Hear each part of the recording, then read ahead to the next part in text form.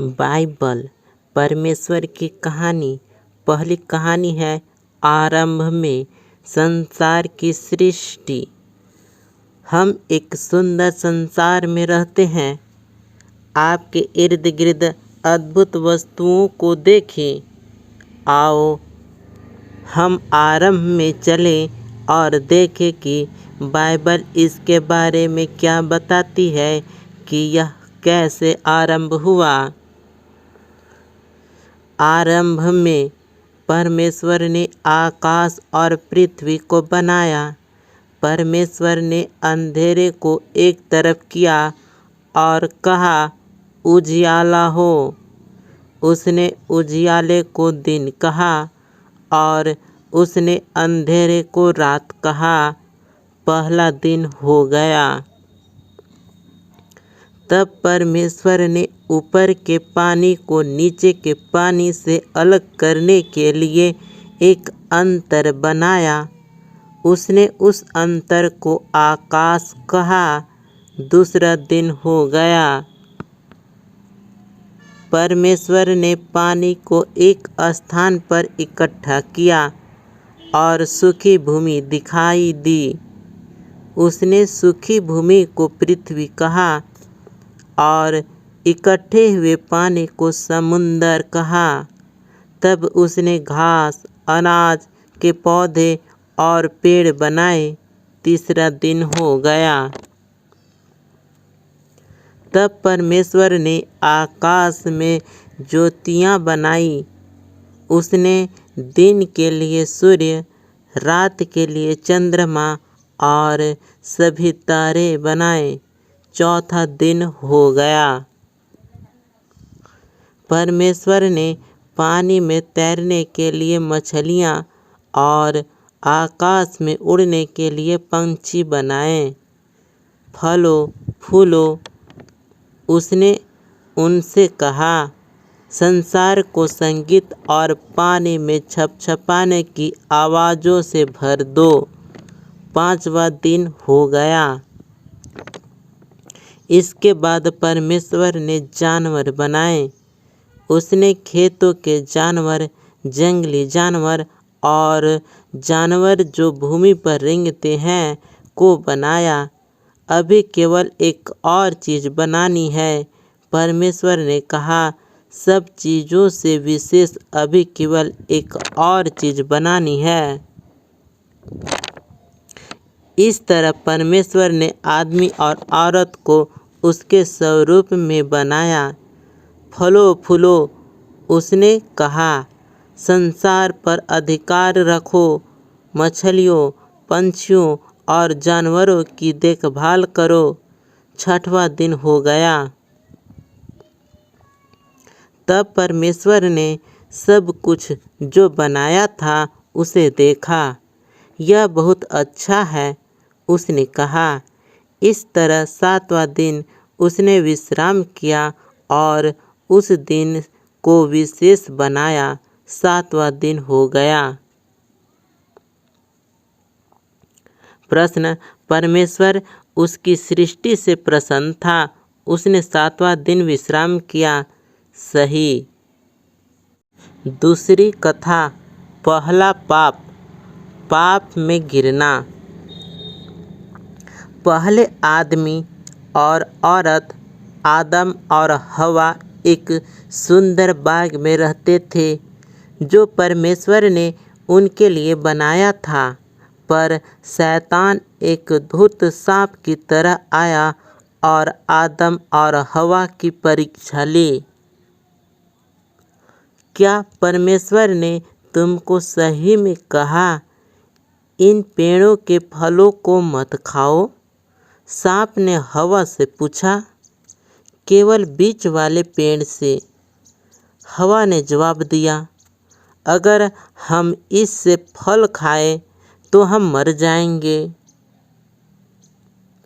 तुम नहीं मरोगे। सांप ने कहा यहाँ पर एक कारण है कि क्यों परमेश्वर नहीं चाहते कि तुम इस पेड़ से खाओ।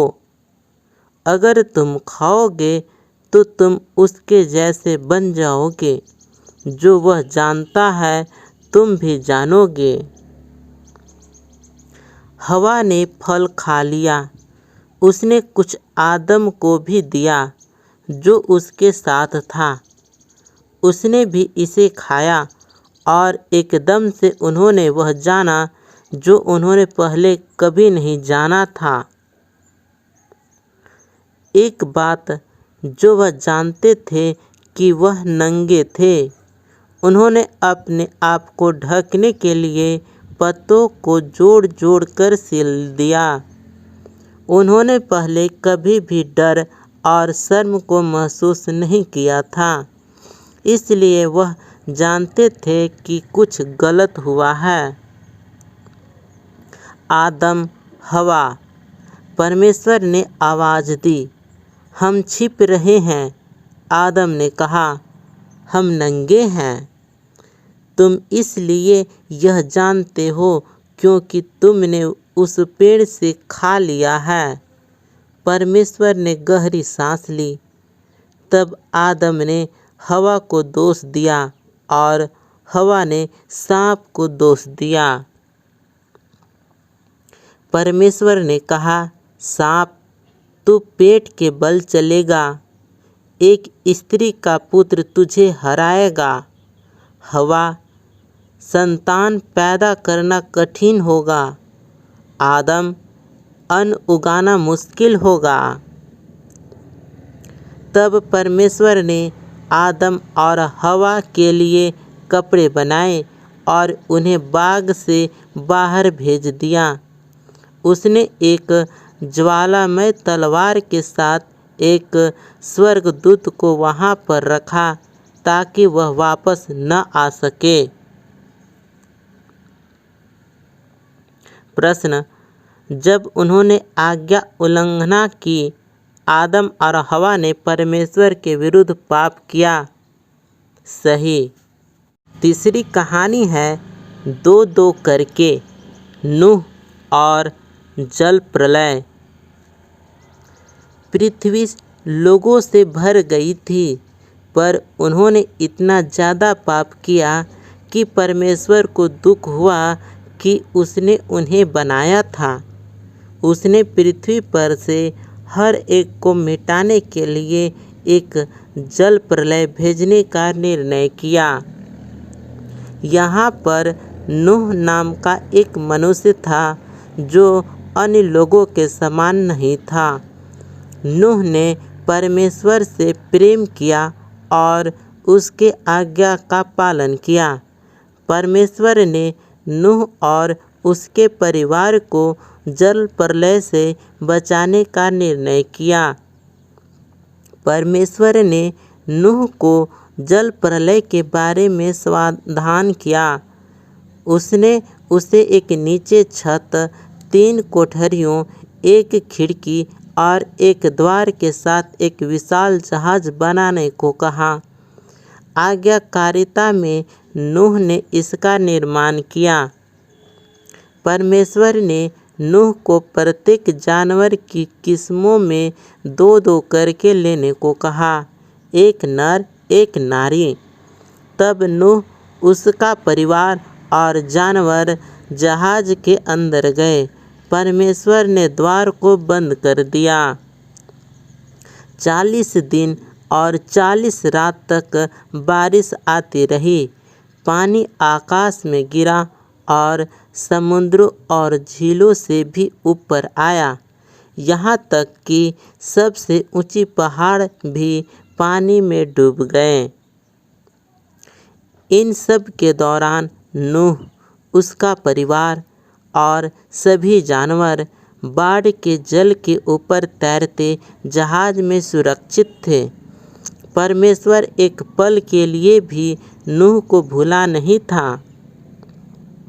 परमेश्वर ने हवा चलाई, पानी सूखने लगा, जहाज अरारात पहाड़ पर ठहर गया। नूह ने एक कबूतरी को भेजा। जब वो वापस नहीं आई तो वो जान गया कि अब सब सुरक्षित थे। जब पृथ्वी सूख गई, परमेश्वर ने उन्हें बाहर आने के लिए कहा। उसने आकाश में एक इंद्रधनुष को वादे के रूप में रख कर कहा कि वो कभी भी पूरी पृथ्वी को जल प्रलय द्वारा दोबारा नाश नहीं करेगा। प्रश्न, परमेश्वर ने एक धनुष को आकाश में वादा करके रखा कि वह कभी भी पूरी पृथ्वी को जल प्रलय द्वारा दोबारा नाश नहीं करेगा। सही है। चौथा कहानी, परमेश्वर का अद्भुत वादा। अब्राहम परमेश्वर के द्वारा बुलावट प्राप्त करता है। अब्राहम हारान में रहता था। अब्राहम, परमेश्वर ने कहा, मैं चाहता हूँ कि तू हारान को छोड़े और किसी और देश में जाए। परमेश्वर ने हारान को यह नहीं बताया कि हारान कहाँ पर था। मुझ पर भरोसा कर, परमेश्वर ने कहा। यह कर, परमेश्वर ने कहा, और तेरी संतान एक बड़ी जाति बन जाएगी। कैसे? अब्राहम को आश्चर्य हुआ। उसकी पत्नी सारा बच्चे पैदा करने के लिए बहुत बूढ़ी थी। मुझ पर भरोसा कर, परमेश्वर ने कहा। जहाँ मैं कहता हूँ वहाँ जा, परमेश्वर ने कहा, और तेरी संतान जितने आकाश में तारे हैं उससे ज़्यादा होगी। वह पूरे संसार के लिए आशीष होंगे। मुझ पर भरोसा कर। अब्राहम ने परमेश्वर पर भरोसा किया। उसने सारा, उसके भतीजे लूत और सब कुछ जो उसका था उसे लिया। वह वहाँ गया जहाँ परमेश्वर ने उसे जाने के लिए कहा था। वह कनान के देश में गया। वहाँ पहुंचकर अब्राहम ने शकेम में डेरा लगाया। परमेश्वर उसको प्रकट हुआ। मैं यह भूमि तुझे और तेरी संतान को दूंगा, परमेश्वर ने कहा। अब्राहम ने परमेश्वर के लिए वहाँ एक वेदी बनाई। अब्राहम ने परमेश्वर की वादा की हुई भूमि पर यात्रा की। वह खुश था कि उसने अब परमेश्वर पर भरोसा किया था, इसलिए उसने एक और वेदी बनाई और उस सब के लिए परमेश्वर का धन्यवाद किया जो उससे वादा किया गया था। प्रश्न, अब्राहम ने सभी वादों के लिए परमेश्वर को धन्यवाद करते हुए एक वेदी बनाई। सही है। पांचवा कहानी, अब्राहम की बड़ी परीक्षा। अब्राहम और इसहाक। परमेश्वर ने अब्राहम से एक पुत्र का और पुत्र से बहुत सी संतान का वादा किया जो सारे संसार के लिए आशीष होंगे। पर अब्राहम और उसकी पत्नी सारा बच्चे पैदा करने के लिए बहुत बूढ़े थे। 20 साल बीत गए। अभी भी अब्राहम ने परमेश्वर के वादे पर भरोसा किया। जब वह 100 साल का था और सारा 90 साल की थी, परमेश्वर ने उन्हें अपना वादा याद कराया। सारा एक बालक को जन्म देगी। जब उनका पुत्र पैदा हुआ, सारा इतनी प्रसन्न हुई कि वह प्रफुल्लित हुए। परमेश्वर ने मुझे प्रफुल्लित किया है, उसने कहा। इसलिए उन्होंने उसका नाम इसहाक रखा, जिसका अर्थ है वह हंसता है। जब इसहाक एक छोटा लड़का था, परमेश्वर ने अब्राहम को उसके पुत्र को मोरियाह पर्वत पर ले जाकर उसकी बलि देने को कहा। परमेश्वर इस तरह अब्राहम की परीक्षा ले रहा था। इसहाक लकड़ी उठाकर चला और अब्राहम ने छुरी और मशाल ली। इकट्ठे वह पहाड़ पर चढ़ गए। बलिदान के लिए मेमना कहाँ पर है? इसहाक ने पूछा। परमेश्वर इस पर प्रबंध करेगा, अब्राहम ने जवाब दिया। अब्राहम ने वेदी पर लकड़ियाँ रखी, इसहाक को बांधा और उसको लकड़ियों पर रख दिया। जैसे ही उसने इसहाक को मारने के लिए छुरी उठाई, एक स्वर्गदूत ने उसको नाम लेकर आवाज़ लगाई, अब्राहम। लड़के को मत मार। स्वर्गदूत ने कहा, परमेश्वर जानता है कि तू उसके वादे पर भरोसा करता है। उधर झाड़ियों में देख, एक मेढ़ा अपने सींगों से झाड़ियों में फंसा हुआ है। इसके बदले उसे बलिदान कर। इस तरह अब्राहम ने उसके पुत्र की बजाय मेढ़े को बलिदान किया। उसने उस स्थान को यहोवा ईरे, परमेश्वर प्रबंध करेगा, रखा, क्योंकि परमेश्वर ने बलिदान का प्रबंध किया था। ठीक जैसा कि परमेश्वर ने कहा था, उसका वादा सच्चा हुआ। प्रश्न, क्या अब्राहम ने विश्वास किया कि परमेश्वर उसके वादों को पूरा करेगा? जी हाँ, सही कहा। छठा कहानी, स्वप्न देखने वाला। यूसुफ गुलामी में बेचा गया है। याकूब के 12 पुत्र थे, पर वह अपने पुत्र यूसुफ को सबसे ज़्यादा प्रेम करता था। उसने यूसुफ को एक विशेष चमकीले रंग का कोट अंगरखा दिया। यूसुफ के भाई उससे ईर्ष्या करते थे। उन्होंने उससे नफरत की। यूसुफ ने विशेष स्वप्न भी देखे। मेरे स्वप्न में हम खेत में पुले बांध रहे थे, उसने कहा, और तुम्हारे पुलों ने मेरे पुले को दंडवत किया। यूसुफ के भाइयों ने उससे और भी ज़्यादा नफरत की। यूसुफ ने एक और स्वप्न देखा। सूर्य, चंद्रमा और 11 तारे मुझे दंडवत कर रहे थे। अपने पिता और उसके भाई कुड़कुड़ाए, क्या तू यह कह रहा है कि तू हम पर राज करेगा? एक दिन यूसुफ के भाई खेतों में उनके मेढ़ों की निगरानी कर रहे थे। उन्होंने उसे उनकी तरफ आते हुए देखा। उन्होंने उसे मार देने और उसके स्वप्नों का अंत करने की योजना बनाई। हमारे भाई को मार देना गलत होगा, रूबेन ने कहा। आओ हम उसे खाली गड्ढे में डाल देते हैं। इसलिए उन्होंने यूसुफ का विशेष कोट अंगरखा फाड़ दिया और उसे गड्ढे में फेंक दिया।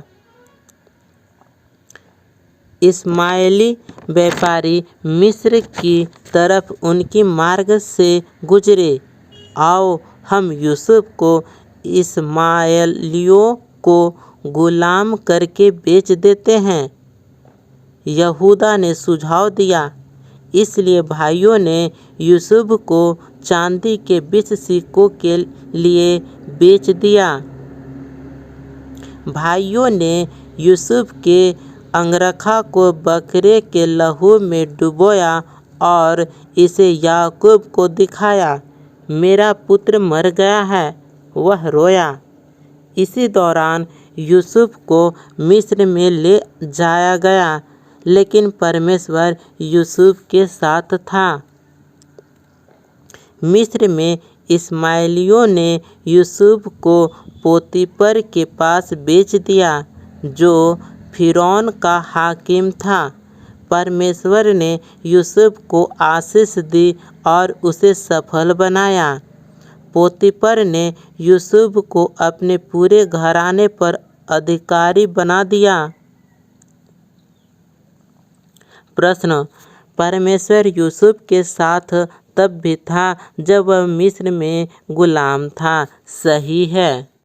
7वां कहानी स्वप्न पूरा होता है। यूसुफ अधिकार में बढ़ता है। कहानी इस प्रकार है। यूसुफ ने पोतीपर की अच्छी सेवा की। पोतीपर की पत्नी ने चाहा कि यूसुफ परमेश्वर के विरुद्ध पाप करे। यूसुफ ने इनकार कर दिया, इसलिए उसने उसके बारे में झूठ बोला। पोतीपर ने अपनी पत्नी पर विश्वास किया और यूसुफ को जेल में डाल दिया गया। जेल में यूसुफ फिरौन के 2 हाकिमों से मिला। इन दोनों ने स्वप्न देखे और परमेश्वर ने यूसुफ को उनके अर्थ दिखाए। यूसुफ की व्याख्या सच्ची हुई। पिलानेहारे को आज़ादी मिली, पर पकानेहार को फांसी दी गई। 2 साल बाद फिरौन ने व्याकुल कर देने वाले 2 स्वप्न देखे। पिलानेहार को जो यूसुफ ने उसके लिए किया था याद आया और फिरौन को बताया।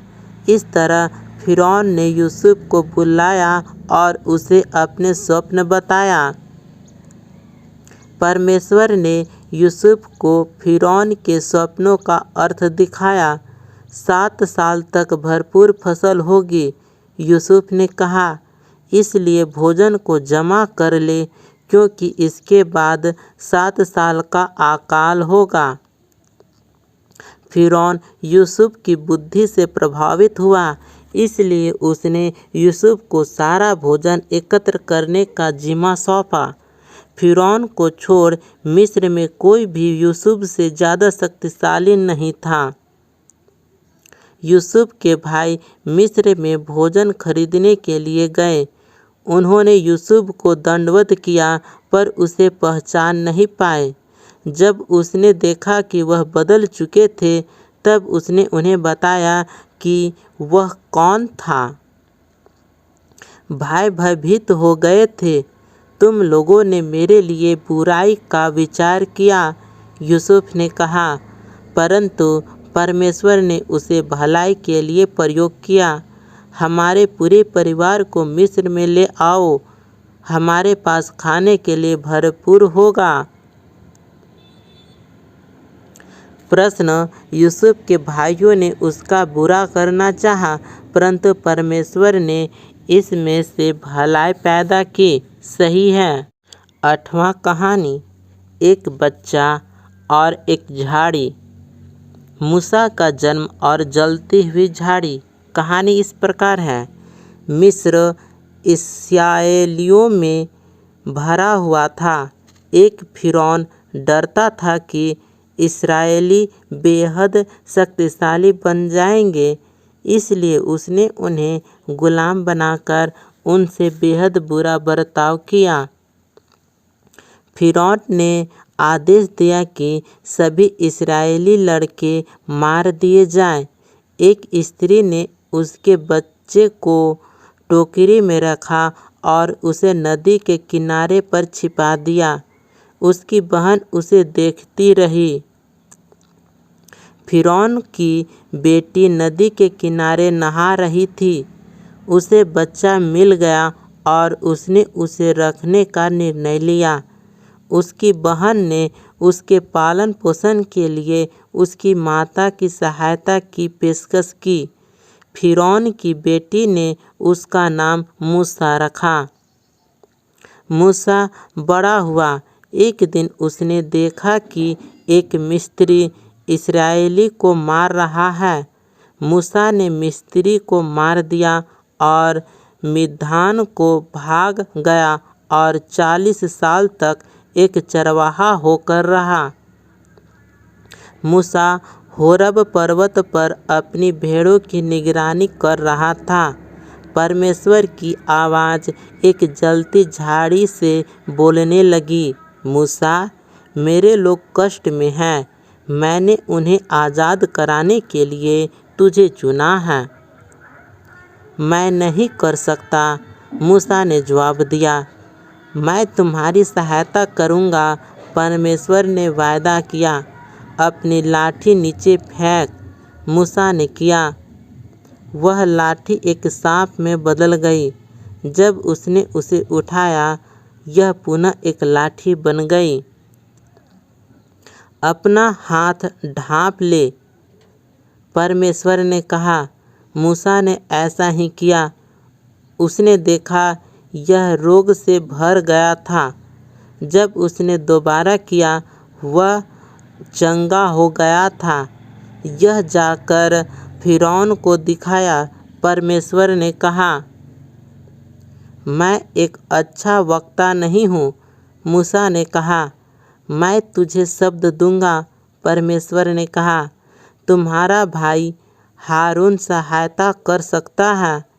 इस तरह मूसा इस्राएलियों को आज़ाद करने के लिए फिरौन को बताने के लिए गया। प्रश्न, जब वह फिरौन के पास इस्राएलियों को आज़ाद करने के लिए कहने को जाता है, तब परमेश्वर ने मूसा को उसकी सहायता करने का वादा किया। सही है। नवा कहानी, मेरे लोगों को जाने दो, विपत्तियाँ और फसह। मूसा और हारून ने फिरौन से कहा, इस्राएलियों का परमेश्वर कहता है कि तुम उसके लोगों को जाने दो, नहीं तो बुरी बातें तुम्हारे साथ होंगी। पर फिरौन ने उनकी नहीं सुनी। इसलिए परमेश्वर ने मिस्र में पानी को लहू में बदल दिया, कोई भी इसे पी ना सके। तब उसने मिस्रियों के घरों को मेढकों से भर दिया। हर तरफ मेढक थे, फिर भी फिरौन ने उनकी नहीं सुनी। इसलिए परमेश्वर ने मिस्र के आकाश को कुटकियों से भर दिया। वह वहाँ को धूल के समान भर गई। फिर उसने मिस्र देश को डांसों से भर दिया, फिर भी फिरौन ने उनकी नहीं सुनी। इसलिए परमेश्वर ने मिस्र के जानवरों को मार दिया। घोड़े, गधे, ऊँट, भेड़ें और बकरियां सब मर गए। फिर उसने मिस्र लोगों को फोड़े से पीड़ित किया, फिर भी फिरौन ने उनकी नहीं सुनी। परमेश्वर ने मिस्र की फसल का नाश करने के लिए ओलों की वर्षा भेजे। उनकी जौ और सन की फसल नष्ट हो गई। तब उससे बचने हुए फल को खाने के लिए टिड्डियाँ भेजी, फिर भी फिरौन ने उनकी नहीं सुनी। इसलिए परमेश्वर ने देश में अंधकार भेजा, फिर भी फिरौन ने उनकी नहीं सुनी।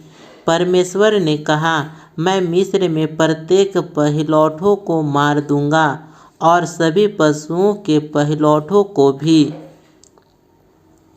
मेरे लोग एक मेमने को मारे, उसे खाएं और उसकी लहू को उसके द्वार की चौखट पर लगाएं।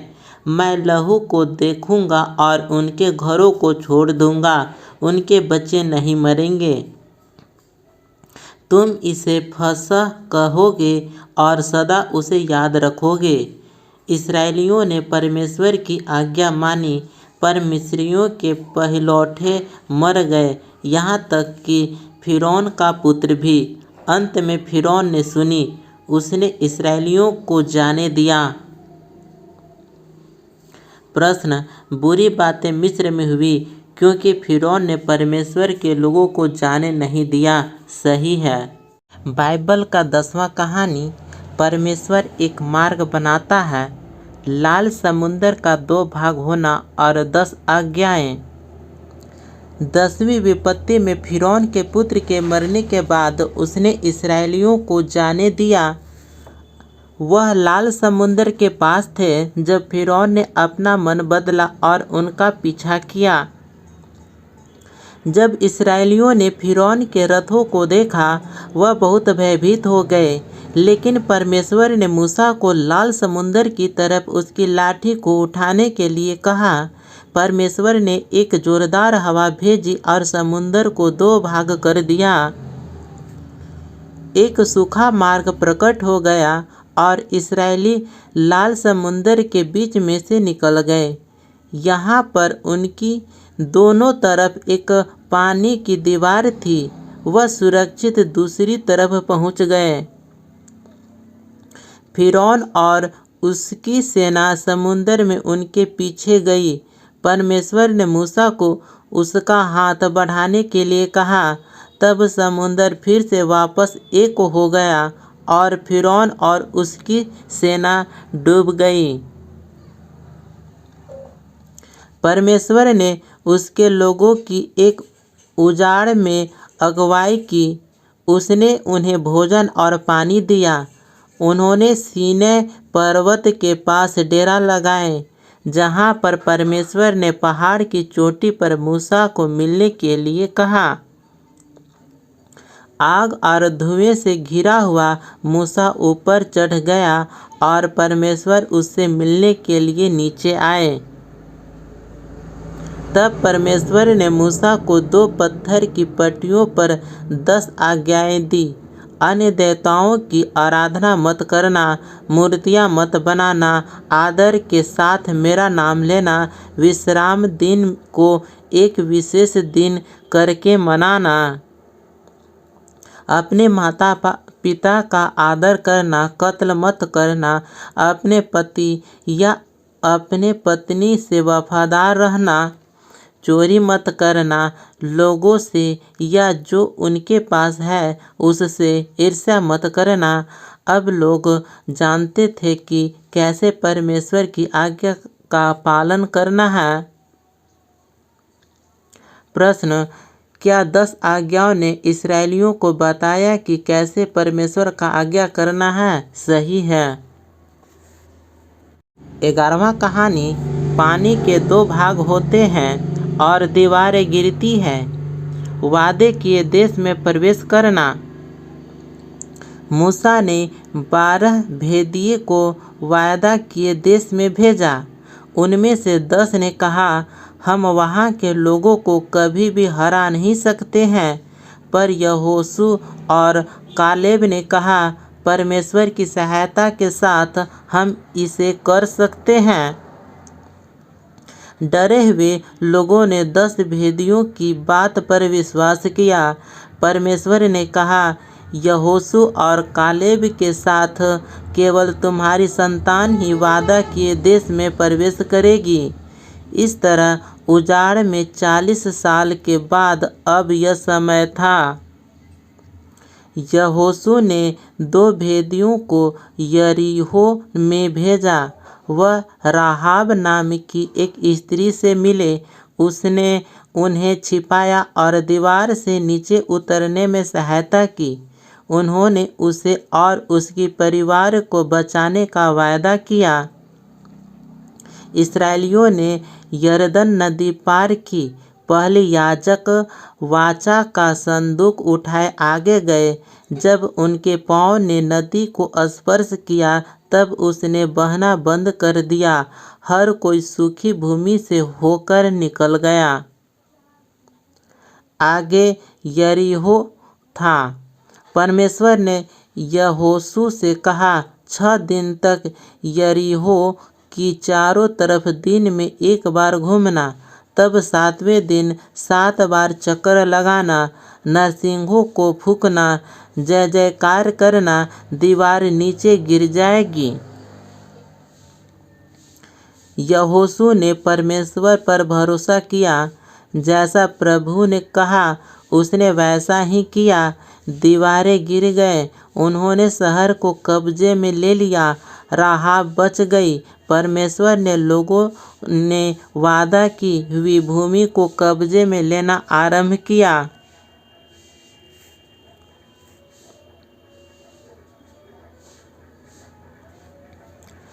प्रश्न: यहोशू ने परमेश्वर पर भरोसा किया और आज्ञा का पालन किया। यरीहो की दीवारें गिर गई। सही है। बाइबल की 12वां कहानी बालों की कहानी सिमसोन। एक बार फिर परमेश्वर के लोगों ने उसकी आज्ञा उल्लंघना की। इस तरह परमेश्वर ने पलिश्तियों को 40 सालों तक उन पर राज्य करने दिया। तब उसने उन्हें आज़ाद कराने के लिए सिमसोन नाम के एक व्यक्ति को चुना। एक स्वर्गदूत ने सिमसोन की माता से वादा किया था कि वह पुत्र को जन्म देगी। सिमसोन को परमेश्वर के साथ 3 वादे करने होंगे। कभी भी मदिरा नहीं पीना, कभी भी मुर्दों को नहीं छूना, कभी भी अपने बालों को नहीं काटना। परमेश्वर ने सिमसोन को बहुत शक्तिशाली बनाया। उसने एक सिंह को मार दिया और मधुमक्खियों ने उसकी लाश में शहद बनाया। सिमसोन ने परमेश्वर के साथ उसके वादों में से एक को तोड़ते हुए मरे हुए सिंह को छू लिया, यहाँ तक कि उसने शहद भी खाया। सिमसोन को दलीला नामक एक स्त्री से प्रेम हो गया। पलिश्तियों ने यह बात पता करने के लिए कि क्यों सिमसोन इतना ताकतवर था, उसे बहुत सा धन देने का वादा किया। उसने बार बार इसके बारे में उससे पूछा। अंत में सिमसोन ने दलीला को उसका रहस्य बता दिया। अगर मेरे बाल काट दिए जाएं तो मेरी ताकत चली जाएगी। इसलिए जब वह सोया हुआ था, दलीला ने एक व्यक्ति को उसके बाल काटने के लिए बुलाया। सिमसोन की ताकत उसमें से चली गई। जब पलिश्ती आए, उन्होंने आसानी से उसे पकड़ लिया। उन्होंने उसे अंधा कर दिया। तब उन्होंने उसे जेल में डाल दिया और भारी चक्की पीसने का काम दिया। धीरे धीरे सिमसोन के बाल पुनः बढ़ गए। पलिश्ती उसे उनके झूठे देवता दागोन का उसे हराने में धन्यवाद करने के लिए उनके मंदिर में लाए। सिमसोन ने परमेश्वर से कहा कि एक अंतिम बार उसे ताकतवर बना दे। सिमसोन 2 खंभों के बीच खड़ा हुआ और उन्हें धक्का मारा। मंदिर गिर पड़ा। पलिश्तियों के साथ साथ सिमसोन भी उसमें मर गया। सिमसोन ने अपना वादा पूरा नहीं किया, पर परमेश्वर ने अपना वादा पूरा किया।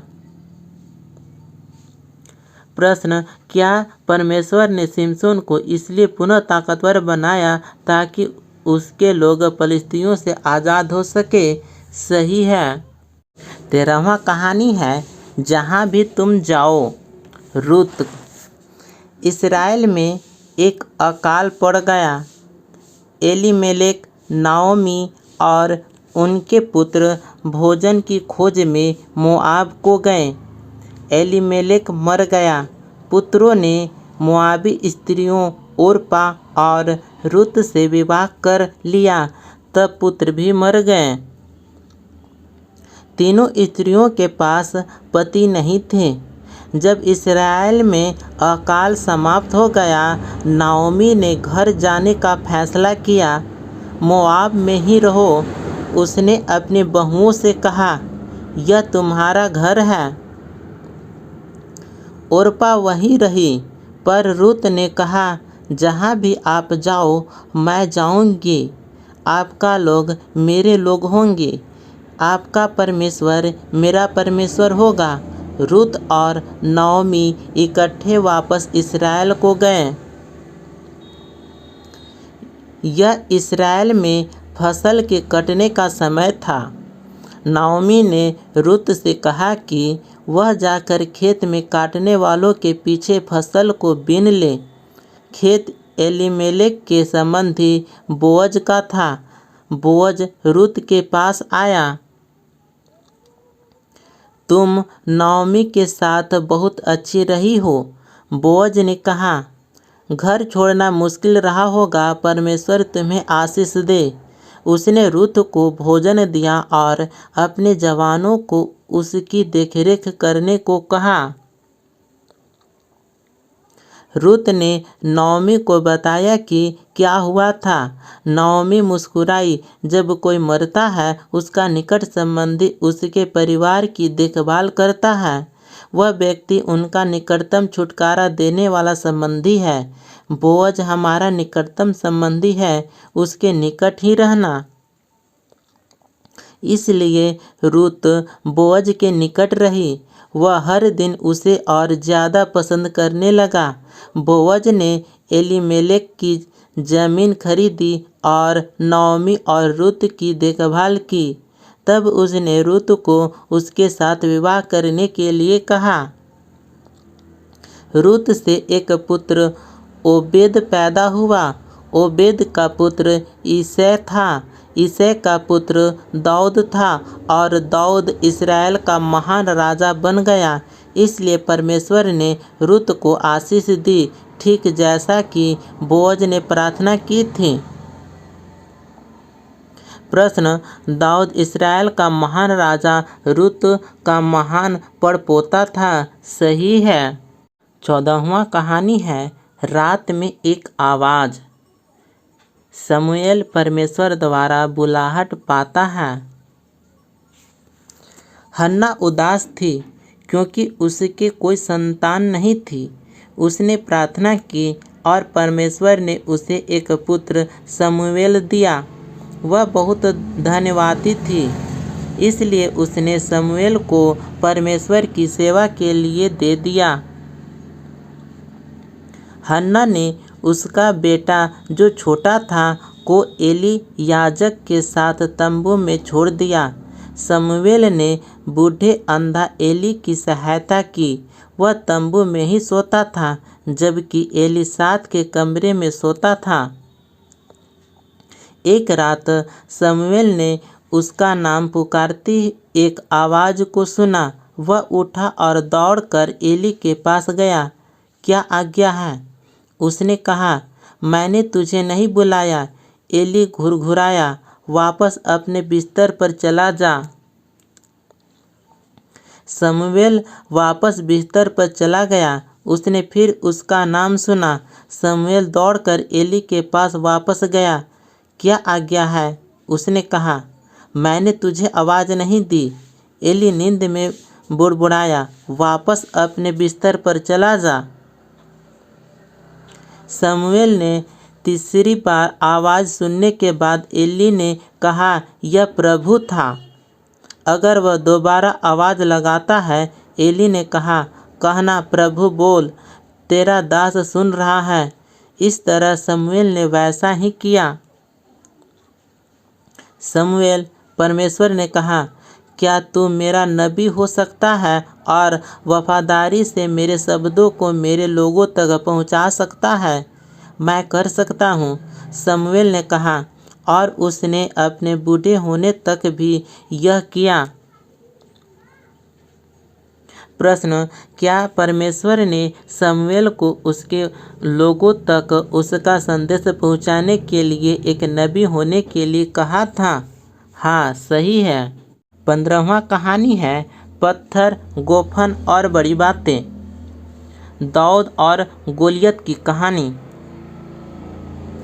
इस्राएल के पहले राजा का नाम शाऊल था।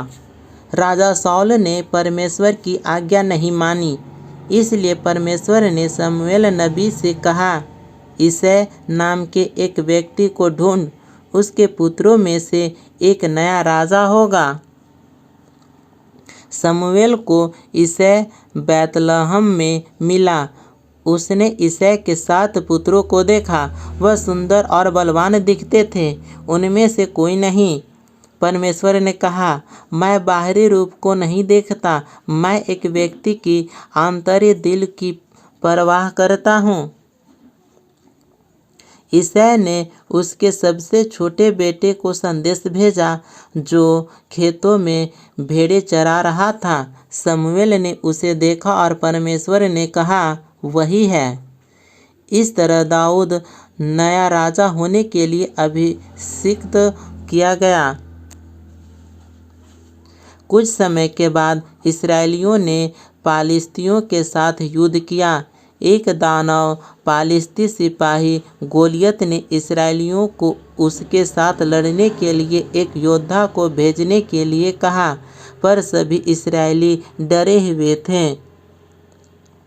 दाऊद सेना में उसके भाइयों के लिए भोजन लेकर आया।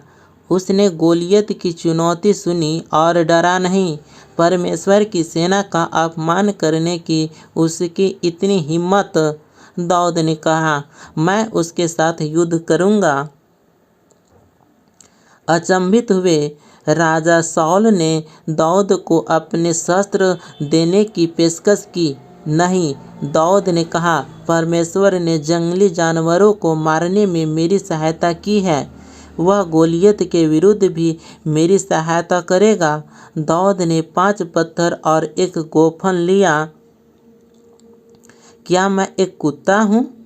गोलियत दहाड़ा, तुमने मेरे साथ युद्ध करने के लिए एक छोटे से लड़के को भेजा है?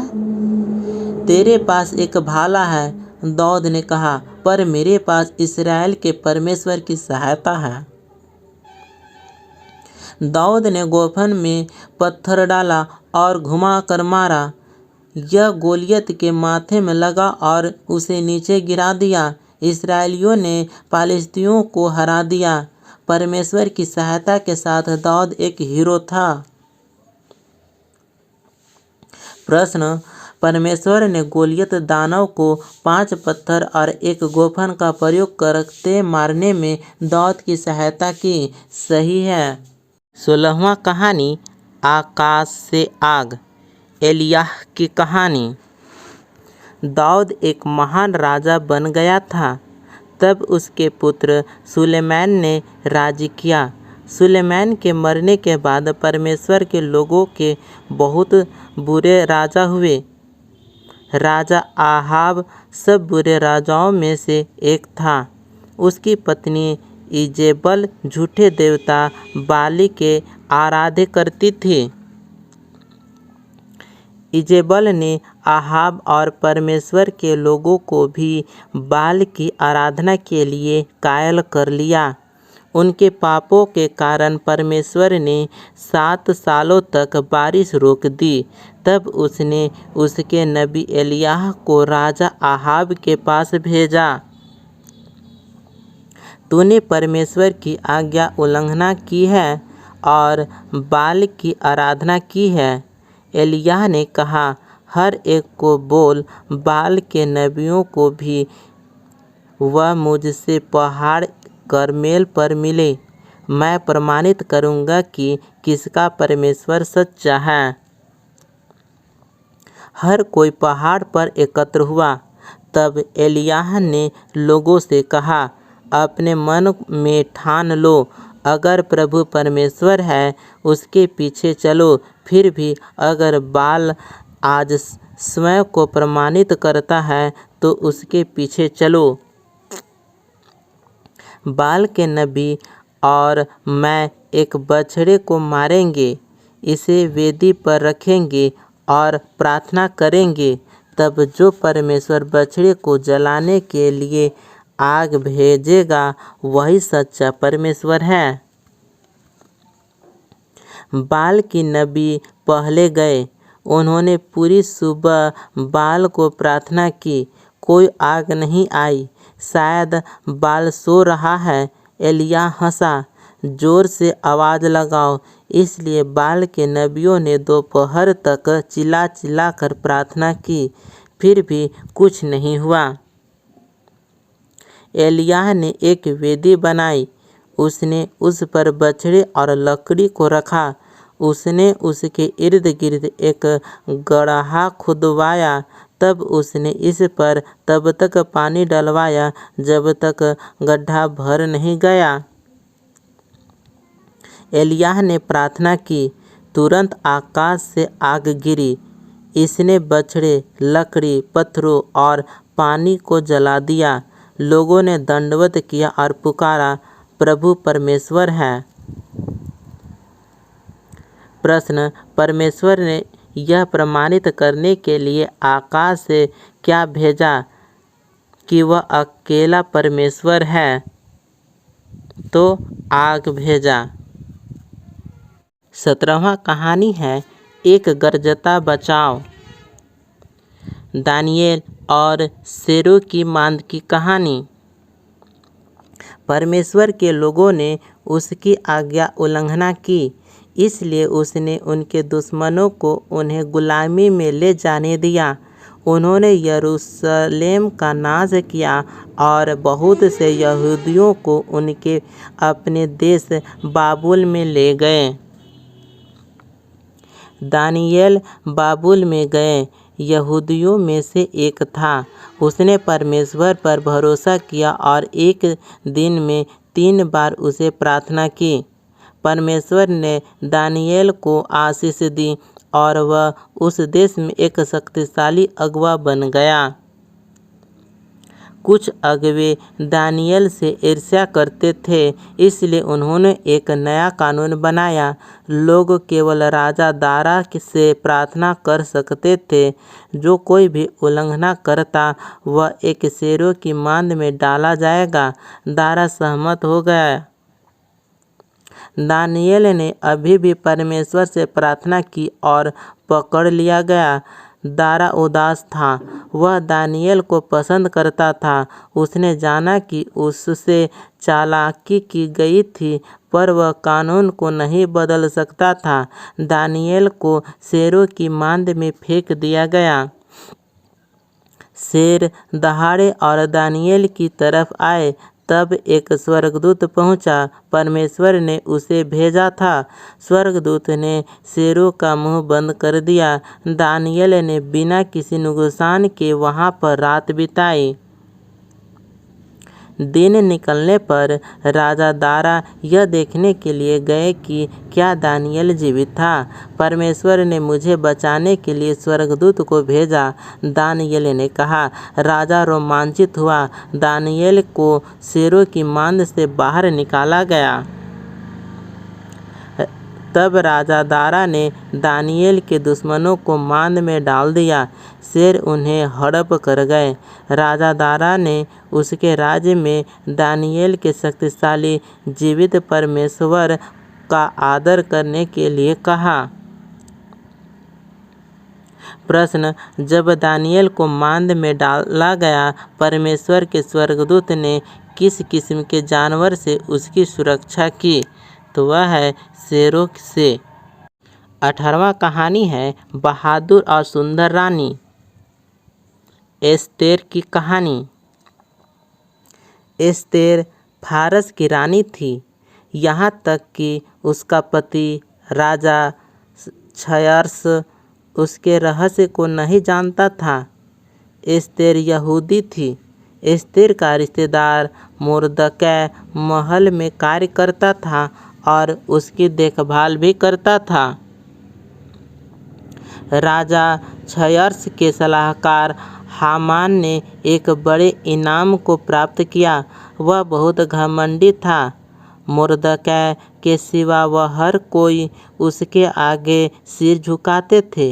हामान अपमानित हुआ। उसने मोर्दकै और सभी यहूदियों को मारने की प्रतिज्ञा की। हामान ने क्षयर्ष को बताया कि यहूदी खतरनाक थे और उन्हें मारना चाहिए। क्षयर्ष सहमत हो गया और उन्हें मारने की एक योजना बनाई। मोर्दकै डर गया था और रानी एस्तेर को यह संदेश भेजा, राजा के मन को बदले। मोर्दकै ने कहा, अगर मैं उसके निमंत्रण के बिना जाऊं तो वह मुझे भी मार देगा। एस्तेर ने जवाब दिया, शायद तू इसी पल के लिए रानी बनाई गई थी। मोर्दकै ने कहा। एस्तेर साहस के साथ यह प्रयास करने के लिए सहमत हुई। वह सिंहासन के कमरे में गई। राजा क्षयर्ष उसका सुंदरता से चकित हुआ और उसे अंदर निमंत्रित किया। क्या हम हामान के साथ रात का खाना खा सकते हैं? उसने पूछा। हामान उसके पिछले आंगन में एक बड़े खंभे का निर्माण कर रहा था। उसने इस पर मोर्दकै को मारने की योजना बनाई थी। तब राजा का निमंत्रण आया। इसलिए हामान रात के खाने के लिए महल में गया। एक मनुष्य मुझे और मेरे लोगों यहूदियों को मारना चाहता है। एस्तेर ने राजा क्षयर्ष को बताया। कौन ऐसी बात करेगा? उसने पूछा। दुष्ट हामान। एस्तेर रोई। हामान, सिपाहियों, इसे मार दो। इस तरह हामान उसी खंभे पर टांग दिया गया जो उसने मुर्दकै के लिए निर्माण किया था। एस्तेर के कारण यहूदी बचाए गए थे। उन्होंने एक बड़ा त्यौहार मनाया जिसका वह आज तक भी जश्न मनाते हैं। परमेश्वर ने रानी एस्तेर को इस समय यहूदी लोगों को मृत्यु से बचाने की अनुमति दी। सही है। 19वां कहानी है दीवार बनती है। नहम्याह और एज्जा की कहानी। नहम्याह फारस के राजा अर्थछत्र का पियाऊ था। नहम्याह ने सुना कि यरूशलेम विनाश में पड़ा था और उसके मित्र वहाँ पर परेशानी में थे। उसने उनकी सहायता के लिए परमेश्वर से कहा। परमेश्वर ने राजा अर्थक्षय के साथ बात करने के लिए नहम्याह को साहस दिया। नहम्याह ने पूछा कि क्या वह यरूशलेम जाकर उनकी दीवार बनाने में सहायता कर सकता है। अर्थछत्र सहमत हो गया। नहम्याह यरूशलेम के लिए निकल पड़ा। नहम्याह यरूशलेम में घूमा। हालात जितना उसने सुना था उससे भी बुरे थे। यह एक बड़ा कार्य है, उसने उसके लोगों से कहा, पर परमेश्वर की सहायता के साथ हम इस दीवार का पुनः निर्माण कर सकते हैं। प्रत्येक ने परिवारों में और समूहों में पहले फाटकों का निर्माण करने के लिए कार्य किया। उन्होंने भेड़ों का फाटक, मछली फाटक, तराई के फाटक और अन्य फाटकों को ठीक किया। तब उन्होंने दीवारों का पुनः निर्माण करना आरंभ किया। पहले तो उनके दुश्मन हंसे, पर जैसे जैसे दीवार ऊंची होती गई उन दुश्मनों ने हमले की तैयारी की। इसलिए परमेश्वर के लोगों ने एक हाथ में औजार और दूसरे हाथ में एक तलवार के साथ कार्य किया। केवल 52 दिनों के बाद दीवार पूरी हो गई। एज्रा याजक के परमेश्वर के लोगों के लिए व्यवस्था पढ़ी।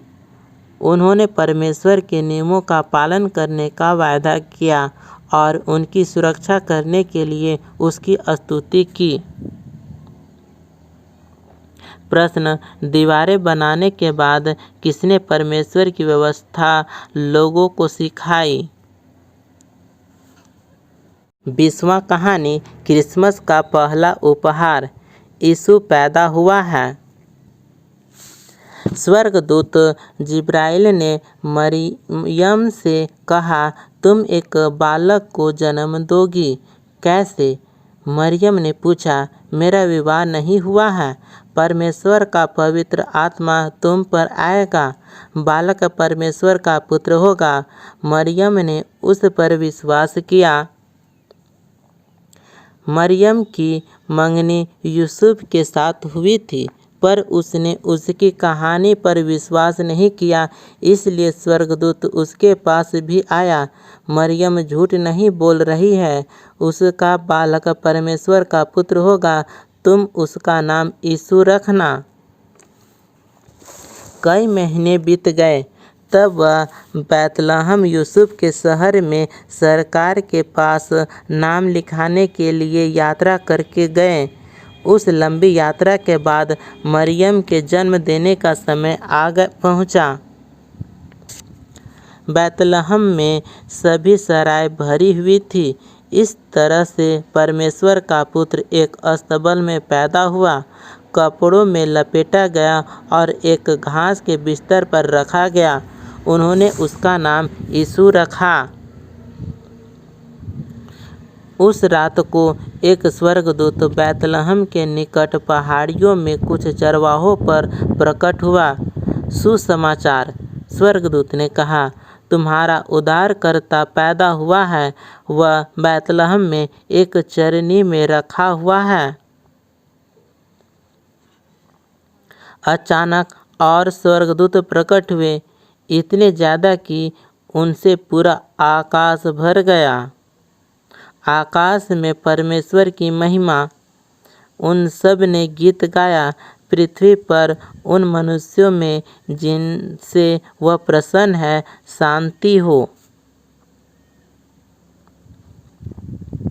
जब स्वर्गदूत चले गए, चरवाहे जल्दी से बैतलहम के लिए निकले। उन्होंने बालक उनके उद्धारकर्ता को एक घास के बिस्तर पर लेटा देखा। यह ऐसा ही था जैसा कि स्वर्गदूत ने उनसे कहा था।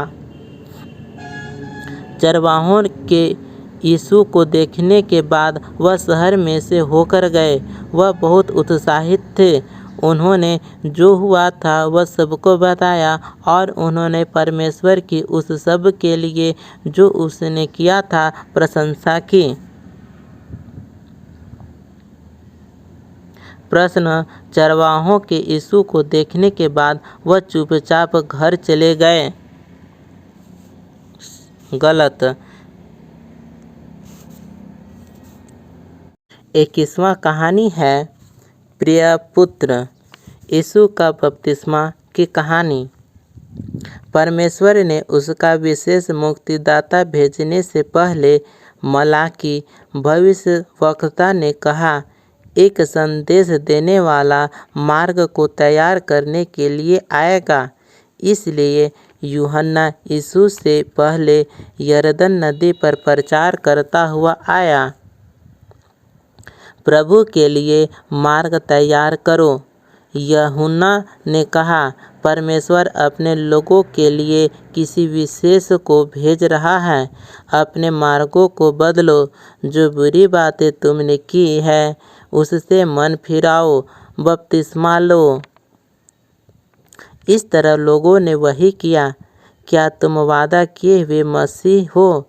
उन्होंने पूछा। नहीं। यूहन्ना ने कहा, मैं तो उसके जूते उठाने के योग्य भी नहीं हूँ। वह अद्भुत बातें करेगा, आप देखोगे। यीशु यूहन्ना के पास बपतिस्मा लेने के लिए आया। जब यूहन्ना ने यीशु को देखा, उसने कहा, देखो, यह परमेश्वर का मेमना जो जगत का पाप उठाए ले जा रहा है। मैं चाहता हूँ कि तुम मुझे बपतिस्मा दो। यीशु ने कहा, नहीं। यूहन्ना ने जवाब दिया, मुझे तो आप से बपतिस्मा लेने की आवश्यकता है। मुझ पर भरोसा कर। यीशु ने कहा, यही करना सही है। इस तरह यूहन्ना ने यीशु को बपतिस्मा दिया। परमेश्वर का आत्मा एक कबूतर के समान यीशु पर आया। यह मेरा प्रिय पुत्र है। परमेश्वर ने कहा, मैं इससे प्रेम करता हूँ, वह मुझे बेहद प्रसन्न करता है। प्रश्न, जब यूहन्ना उसे बपतिस्मा दे रहा था, परमेश्वर का आत्मा उसके पुत्र यीशु पर किसके समान आया? पक्षी के साथ। 22वां कहानी है उजाड़ में एक परीक्षा। यीशु की परीक्षा होती है। इस कहानी में परमेश्वर का आत्मा यीशु को उजाड़ में ले कर गया।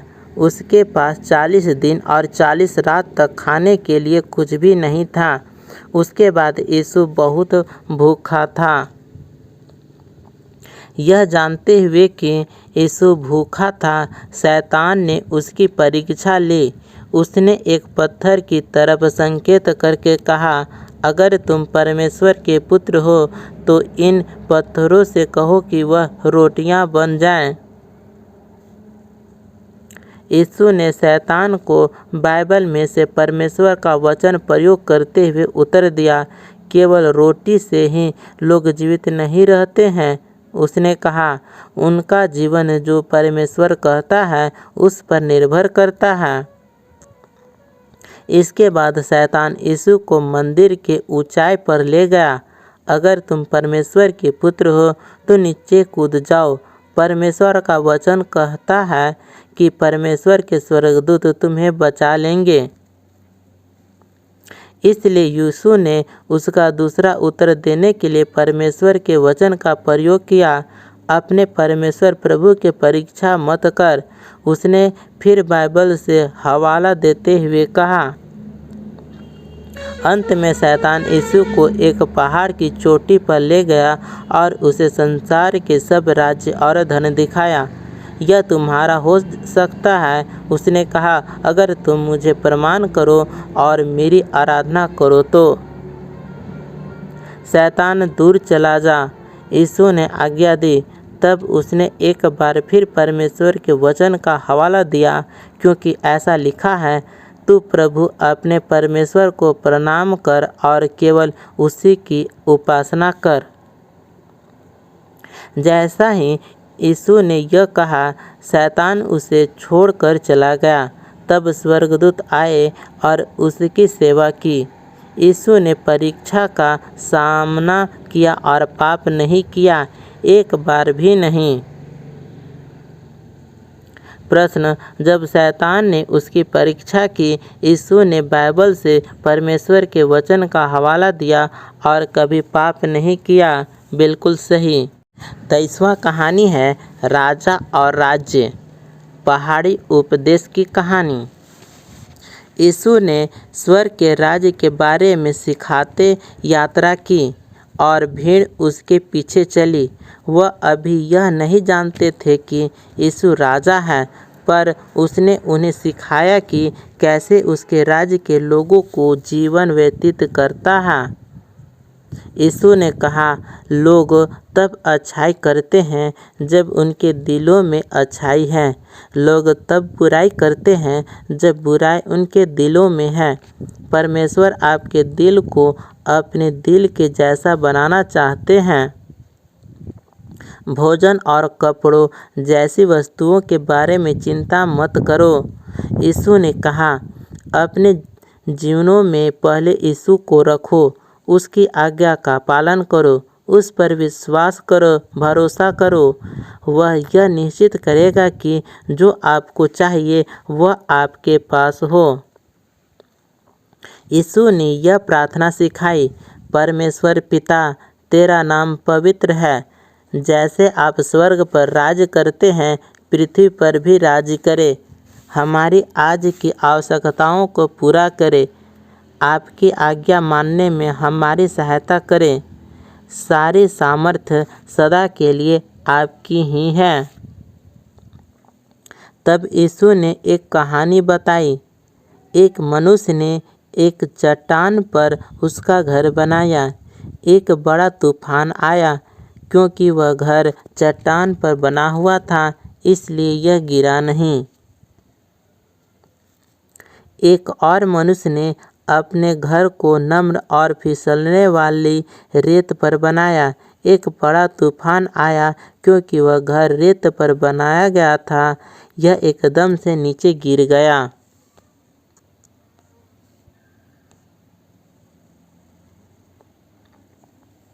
जो बातें मैं तुम्हें सिखाता हूँ वह चट्टान के समान है।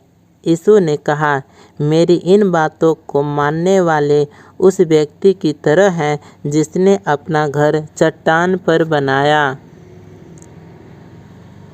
प्रश्न, अगर हम यीशु के वचनों का पालन करते हैं, हम किस मनुष्य के समान होंगे?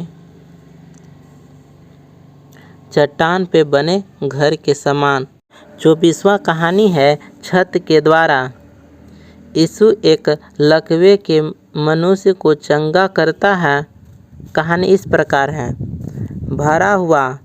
घर भरा हुआ था। यीशु शिक्षा देता और चंगा करता। घर में था और हर कोई उसे देखना चाहता था। कुछ मनुष्यों का एक मित्र था जो चल नहीं सकता था। उन्होंने विश्वास किया कि यीशु उसे चंगा कर सकता है, इसलिए वह एक खाट पर उसे लेकर आए। क्योंकि घर पूरी तरह से भरा हुआ था, वह अंदर नहीं जा सके। इसलिए वह उसके मित्र को उठाकर समतल छत पर लेकर गए और टाइलों को उखाड़ना शुरू कर दिया। उन्होंने छत में एक सुराख बना लिया। घर में हर किसी ने हैरान हुए ऊपर की तरफ आश्चर्य से देखा।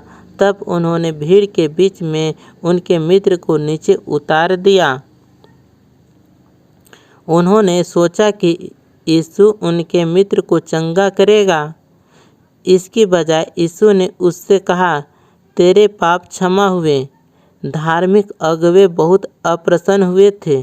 केवल परमेश्वर ही पाप को क्षमा कर सकता है। वह बुड़बुड़ाए, आसान क्या है? यीशु ने पूछा, एक मनुष्य के पापों को क्षमा करना या उसे चलने वाला बनाना? तुम्हें दिखाने के लिए परमेश्वर की मेरे पास पापों को क्षमा करने की शक्ति है। मैं उसकी टांगों को चंगा करूँगा। अपनी खाट उठा और घर चला जा, यीशु ने मनुष्य से कहा, और वह चल पड़ा। उसके मित्रों ने खुशी प्रकट की और इसी तरह प्रत्येक ने भी। अब पूरा घर प्रशंसा के साथ भर गया था। प्रश्न, यीशु के पास पापों की क्षमा करने की शक्ति है। बिल्कुल सही। 25वां कहानी, दुष्ट आत्माओं का नाश। यीशु दुष्ट आत्माओं को निकालता है। कहानी इस प्रकार है। यीशु और उसके शिष्य गलील की समुद्र के पास गए। वह दुष्ट आत्माग्रस्त एक मनुष्य से मिले जो कब्रिस्तान में रहता था। वह निरंतर चिल्लाता रहता और अपने आप को पत्थरों से काटता था। यीशु ने आत्माओं को निकल जाने के लिए कहा, हमें पीड़ा ना दे यीशु। आत्माओं ने रोककर कहा, मेरा नाम सेना है। उस मनुष्य ने कहा, मुझ में बहुत सी दुष्ट आत्माएं हैं। देख, तुझे उससे निकलना होगा। यीशु ने कहा, तेरे पास कोई चुनाव नहीं है। दुष्ट आत्माएं डर गई। वहाँ पर निकट ही सूअरों का एक बड़ा झुंड था। तब हमें सूअरों में भेज दे। यीशु ने दुष्ट आत्माओं को सूअरों में जाने दिया। पूरा झुंड नीचे ढलान पर झील के किनारे की तरफ दौड़ा और डूब मरा।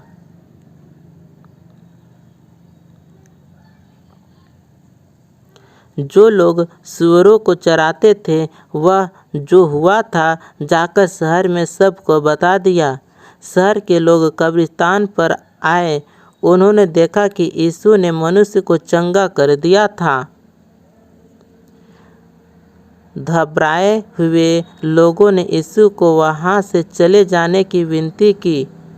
मनुष्य ने यीशु के साथ जाने के लिए पूछा। यीशु ने जवाब दिया, इधर ही रह, प्रत्येक को बता जो मैंने किया है।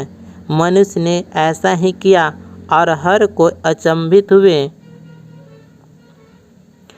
यीशु ने मनुष्य को वहीं रहने के लिए कहा ताकि वह 26वां कहानी है, उठ खड़े होने का समय। यीशु एक लड़की को चंगा करता है। कहानी इस प्रकार है। याइर एक आराधनालय का अगुआ यीशु के पाँव में गिर पड़ा। मेरी छोटी सी बेटी मर रही है, वह रोया। अगर तुम उस पर अपना हाथ रखो, मैं जानता हूँ कि वह चंगी हो जाएगी। भीड़ में से रास्ता बनाते वह याइर के घर आए। कुछ मनुष्यों से मिला। तेरी बेटी तो मर चुकी है। उन्होंने कहा, मत डर। यीशु ने कहा, विश्वास कर तो तेरी लड़की चंगा हो जाएगी। वह याइर के घर पहुँचे और लोगों को रोते हुए वहाँ पाया। तुम क्यों रो रहे हो? यीशु ने पूछा। लड़की मरी नहीं है, वह केवल सो रही है। लोग उस पर हंसने लगे। यीशु और उसके 3 शिष्य पतरस, याकूब और यूहन्ना याईर और उसकी पत्नी के साथ घर में गए। छोटी लड़की वहाँ पर लेटी हुई थी, ठीक वैसा ही जैसा प्रत्येक ने कहा था। यीशु ने उसका हाथ पकड़ा। तब उसने कहा, हे लड़की, उठ। और वह उठ गई। वह यहाँ तक कि पूरे कमरे में चली भी। याईर और उसकी पत्नी अचंभित हुए। यीशु ने उन्हें बताया कि किसी को मत बताएं कि उसने क्या किया है। अब यीशु ने कहा, मैं सोचता हूँ कि लड़की को कुछ खाने को दिया जाना चाहिए। प्रश्न, यीशु किसे वापस जीवन में ले कर आए? तो मरी हुई बच्ची को। 27वां कहानी है बड़ी पिकनिक। यीशु 5000 को भोजन खिलाता है। कहानी इस प्रकार है। यीशु शिक्षा समाप्त कर चुका था। हर एक को भूख लग रही थी। उन्हें भोजन खरीदने के लिए भेज दे। उसके शिष्यों ने कहा, पर यीशु लोगों को दिखाना चाहता था कि वह परमेश्वर पर भरोसा कर सकते थे। क्यों ना तुम उन्हें भोजन दो? यीशु ने पूछा। उन सब के लिए भोजन खरीदने के लिए तो 1 साल का वेतन चाहिए। उसके शिष्य बोले, तुम्हारे पास कितना भोजन है? यीशु ने पूछा। यहाँ पर एक लड़का है, अंद्रियास ने कहा, जिसके पास 5 रोटी और 2 मछलियाँ हैं। यीशु मुस्कुराया, काफ़ी है। लोगों को कहो कि घास पर बैठ जाएं। इस तरह लोग सब तरफ पहाड़ के पास बैठ गए। यीशु ने रोटी और मछली के लिए धन्यवाद किया। तब उसने सबको देने के लिए उन रोटियों को तोड़कर शिष्यों को दिया। यीशु के शिष्यों ने रोटी और मछली पूरी भीड़ को दे दी। वहाँ पर 5000 पुरुष और बहुत सी स्त्रियाँ और बच्चे भी थे। सबने भर पेट खाया।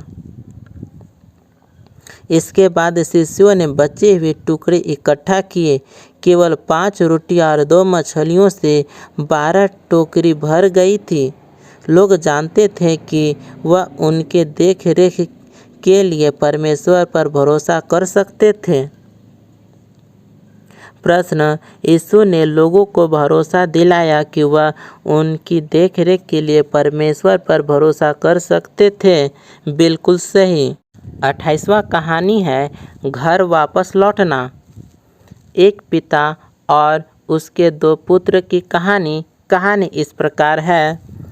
क्यों यीशु ऐसे लोगों के साथ समय व्यतीत कर रहे हैं जो बुरी बातें कर रहे हैं? धार्मिक अगुओं ने अचंभा किया। इसलिए यीशु ने उन्हें परमेश्वर के प्रेम की एक कहानी बताई। यह इस प्रकार है। एक मनुष्य के 2 पुत्र थे। छोटे पुत्र ने उसके पिता के मरने के बाद मिलने वाला हिस्सा मांगा। टूटे दिल के साथ पिता ने उसकी संपत्ति का आधा हिस्सा उसे दे दिया। पुत्र एक दूर देश की तरफ चला गया। उसने अपना सारा धन बर्बाद कर दिया। तब एक अकाल पड़ गया और उसका काम सूअरों को भोजन खिलाना था। उसने सूअरों का भोजन खाने की चाह की। मेरे पिता के नौकर भी इससे अच्छा खाना खाते हैं। उसने सोचा, मैं वापस घर जाऊंगा और मान लूँगा कि मैंने उसके और परमेश्वर के विरुद्ध पाप किया है। शायद वह मुझे अपने नौकरों में से एक जैसा बना ले। बेटा घर वापस लौटा। जब वह अभी दूर ही था, उसका पिता उसकी तरफ दौड़ कर आया और उसे गले लगा लिया। मैं आपका बेटा होने के योग्य नहीं हूँ, उसने अपने पिता से कहा। मेरे बेटे के लिए मेरा सबसे अच्छा वस्त्र लेकर आओ। पिता ने अपने नौकरों से कहा। उसकी अंगुली में अंगूठी डालो, सबसे मोटा बछड़ा पकाओ। मेरा बेटा खो गया था और अब वह मिल गया है। बड़ा पुत्र क्रोधित हुआ जब उसने जश्न मनाए जाने के बारे में सुना। यह अनुचित है, उसने शिकायत की। मैं वफादारी से काम करता हूँ और मुझे कुछ नहीं मिलता। वह आपका पैसा बर्बाद करता है और उसके लिए एक जश्न की तैयारी की जाती है। सब जो मेरा है वह तेरा ही है। पिता ने जवाब दिया, तेरा भाई मर गया था, अब जीवित है। वह खो गया था, अब वह मिल गया है। इसलिए हम जश्न के अलावा क्या कर सकते हैं? प्रश्न, यीशु की कहानी में किस व्यक्ति ने छोटे पुत्र को इतना प्रेम किया कि उसने उसकी वापसी पर जश्न मनाया? उसके पिता ने। बिल्कुल सही। 29वां कहानी है गधा और राजा। विजयी प्रवेश। कहानी इस प्रकार है। यह फसह का समय था। यरूशलेम लोगों से भरा हुआ था। जब यीशु जैतून के पहाड़ पर पहुंचा, एक पहाड़ी जिससे यरूशलेम दिखता है, उसने उसके 2 शिष्यों को एक गधा ढूंढने के लिए कहा।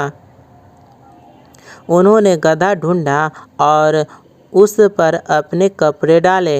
यीशु ने बाइबल की उस आयत को पूरा करते गधे पर सवारी की जो ये कहती है, हे यरूशलेम, देख तेरा राजा गधे पर बैठा आता है।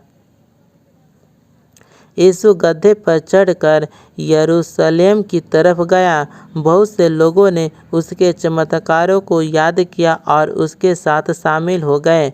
उन्होंने उसका आदर करने के लिए उसके आगे आगे सड़क पर खजूर की डालियां और कपड़े बिछाए।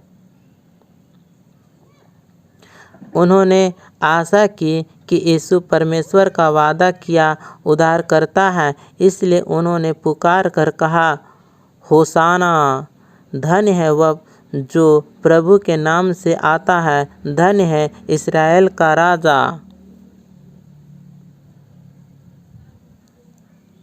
पूरा संसार उसके पीछे है। फरीसी बुड़बुड़ाया। यीशु उनसे कह के वह चुप रहे।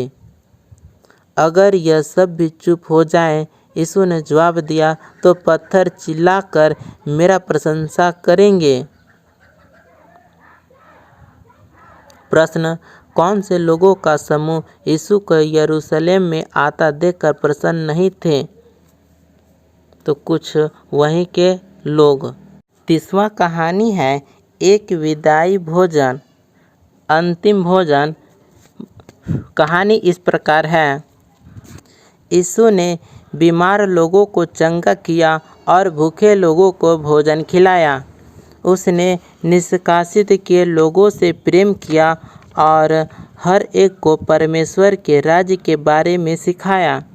पर धार्मिक अगुओं को उसकी शिक्षा पसंद नहीं थी और वो ईर्ष्या करते थे।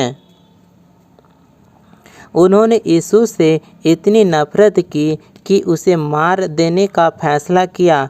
उन्होंने यीशु को पकड़वाने के लिए उसके शिष्य यहूदा को 30 चांदी के सिक्के दिए। तब यीशु ने उसके शिष्यों के साथ फसह मनाकर जब वह खा रहे थे, यीशु ने उदास होकर कहा, तुम में से एक मुझे पकड़वा देगा। आश्चर्यचकित होकर उनमें से प्रत्येक ने जवाब दिया, प्रभु, मैं ऐसा नहीं करूँगा। यह सत्य है, यीशु ने कहा, यहाँ पर खाते तुम में से एक मुझे पकड़वा देगा।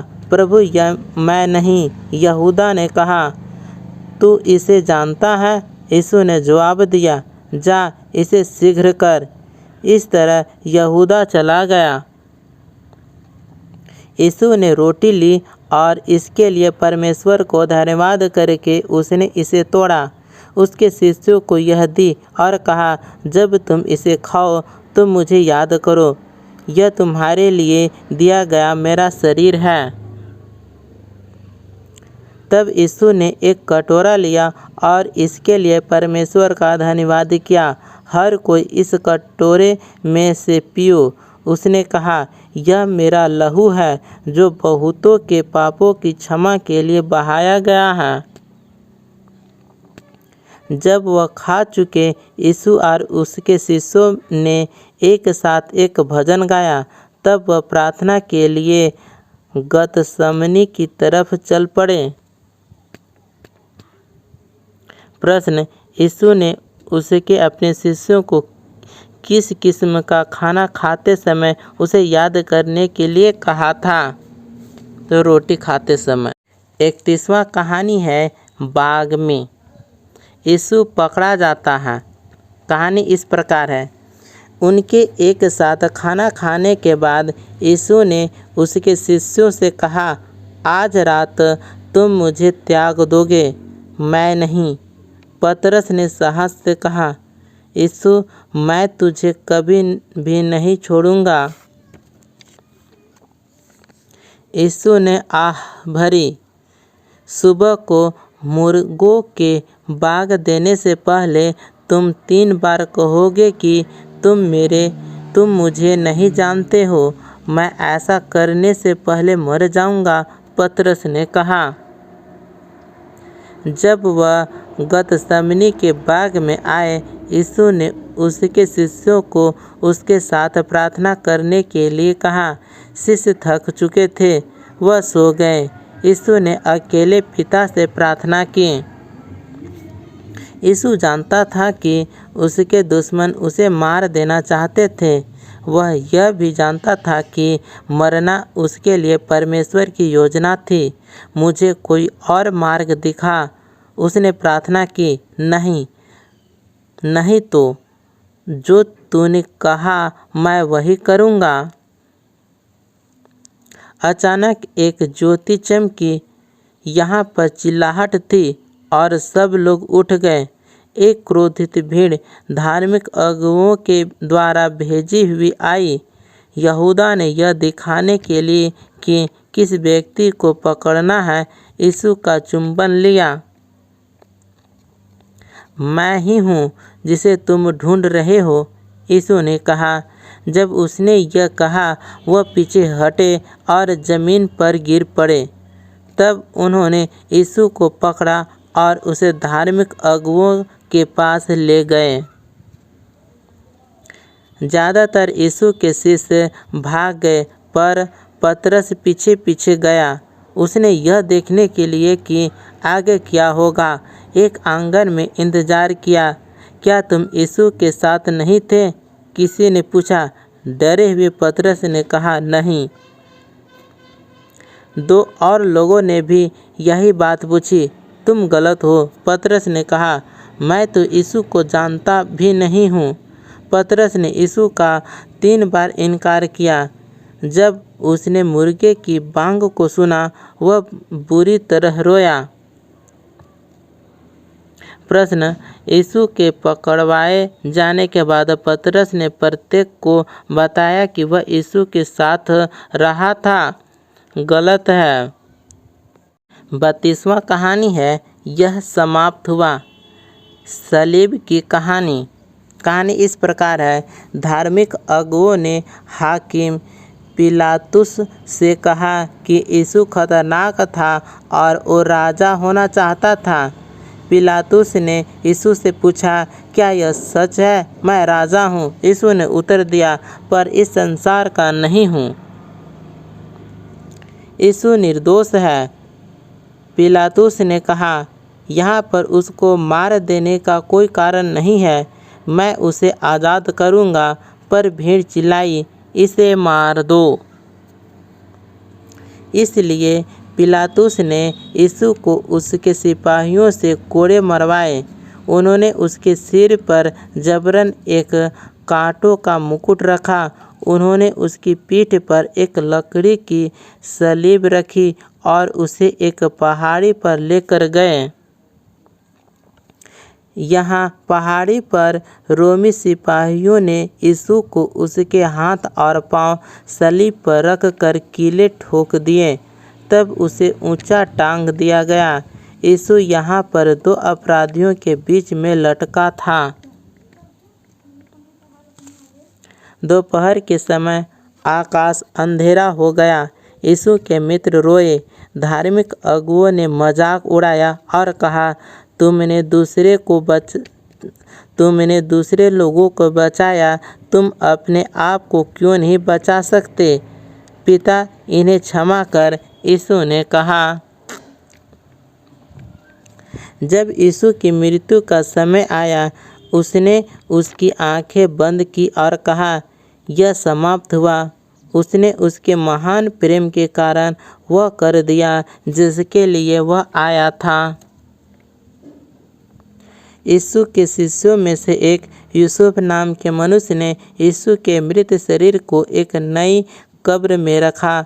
उसने इसके सामने एक बड़ा सा पत्थर रखा। लंबा उदास शुक्रवार समाप्त हो गया था। प्रश्न, यीशु को कब्र में दफनाया गया था? बिल्कुल सही है। 32वां कहानी है एक प्रसन्न रविवार, खाली कब्र। इस कहानी में पढ़ेंगे कि रविवार की सुबह कुछ स्त्रियां यीशु के शरीर पर सुगंधित वस्तुओं को लगाने के लिए गईं। वह जानती थी कि एक पत्थर कब्र के मुंह पर रखा हुआ था और दुविधा में थी कि कैसे वह इसे हटाएगी। जब वह वहां पहुंची, पत्थर पहले से ही हटा हुआ था। यीशु का शरीर वहां नहीं था और वहां पर स्वर्गदूत कब्र में था। यीशु जीवित था।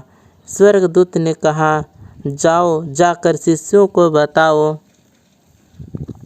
स्त्रियों ने शिष्यों को बताया और पतरस और यूहन्ना स्वयं देखने के लिए यीशु की कब्र पर गए। उन्हें वहां केवल यीशु के दफनाए जाने वाले कपड़े दिखे। वह उलझन में घर वापस लौटे। बाद में शिष्य एक कमरे में इकट्ठा हुए। वह जो भी हुआ था उसके बारे में बात कर रहे थे। तब यीशु उन पर प्रकट हुआ। वह भयभीत हो गए। उन्होंने सोचा कि वह एक भूत था। चिंता मत करो, यीशु ने कहा, मेरे हाथों और पाँवों को देखो, यह मैं हूँ। मुझे छुओ, आगे बढ़ो। तुम एक भूत को छू नहीं सकते हो और भूत खाते भी नहीं हैं, पर मुझे तो सचमुच भूख लगी है। इसलिए उसने कुछ मछली खाई। तब उसने उन्हें सिखाया, वचन साफ करता है। उसने कहा, मसीह को दुख उठाना और मर जाना और फिर तीसरे दिन मुर्दों को जीवित होना था। अब जो तुमने देखा है वह संसार को बताओ। प्रत्येक यह जान ले कि उनके पाप क्षमा हो सकते हैं अगर वह परमेश्वर की तरफ मुड़ते हैं। यह जो मैंने किया उसके कारण यह सब संभव है। प्रश्न, यीशु ने उसके शिष्यों को जाने और संसार में प्रत्येक को उसका सुसमाचार सुनाने के लिए कहा। बिल्कुल सही। 33वां कहानी बादलों में। यीशु स्वर्ग में वापस जाता है। कहानी इस प्रकार है। यह यीशु के स्वर्ग में वापस जाने का समय था। वह उसके शिष्यों को यरूशलेम के निकट एक पहाड़ी पर लेकर गया। मैं चाहता हूँ कि तुम अब यह करो, उसने कहा। जब तक तुम्हें वायदा किया पवित्र आत्मा नहीं मिल जाता, यरूशलेम में इंतजार करो। फिर हर किसी को मेरे बारे में बताओ। यरूशलेम से यहूदिया और सामरिया और तब संसार को छोड़ कर जाओ। बहुत से शिष्य बनाओ। पिता, पुत्र और पवित्र आत्मा के नाम से उन्हें बपतिस्मा दो। सब जो तुमने मुझसे सीखा उन्हें सिखाओ, मैं सदैव तुम्हारे साथ रहूँगा। जब उसने ऐसा कहा, यीशु आकाश में चढ़ गया। वह तब तक आकाश में ऊपर जाता रहा जब तक एक बादल में अदृश्य नहीं हो गया। उसके शिष्यों ने उसे देखा। वह आकाश की तरफ देखते वहाँ पर खड़े रह गए। सफ़ेद पोशाक पहने 2 मनुष्य प्रकट हुए। यीशु स्वर्ग में चला गया है, उन्होंने बताया। उसी तरह से वह वापस भी आएगा। इसलिए शिष्यों ने यीशु की आज्ञा मानी और यरूशलेम में गए। प्रश्न, एक दिन यीशु उसी ढंग से वापस आएगा जैसा कि वह गया है? बिल्कुल सही है। 34वां कहानी, परमेश्वर का अद्भुत उपहार। कहानी इस प्रकार है। पूरे संसार भर से यहूदी पिन्तेकुस्त के त्यौहार पर यरूशलेम में थे। यीशु के शिष्य भी वहाँ पर थे। वह यीशु के वादा के उपहार का इंतजार करते वहाँ पर इकट्ठे हुए थे। पिन्तेकुस्त के त्यौहार के बीच में परमेश्वर का उपहार आया। यह एक आवाज़ के साथ आरंभ हुआ, एक भारी आंधी की आवाज़ जिसने उस घर को भर दिया जहाँ पर वह इंतजार कर रहे थे। इसके बाद कुछ आग जैसा उन सभी पर आकर ठहर गया। तब परमेश्वर के पवित्र आत्मा ने कमरे में प्रवेश किया और उसने उन्हें भिन्न भिन्न भाषाएं बोलने की सामर्थ्य दी।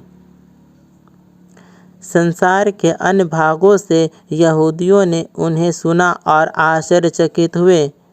यह लोग हमारी भाषाएं बोल रहे हैं, उन्होंने कहा, और अद्भुत बातें जो परमेश्वर ने की है उनकी घोषणा कर रहे हैं।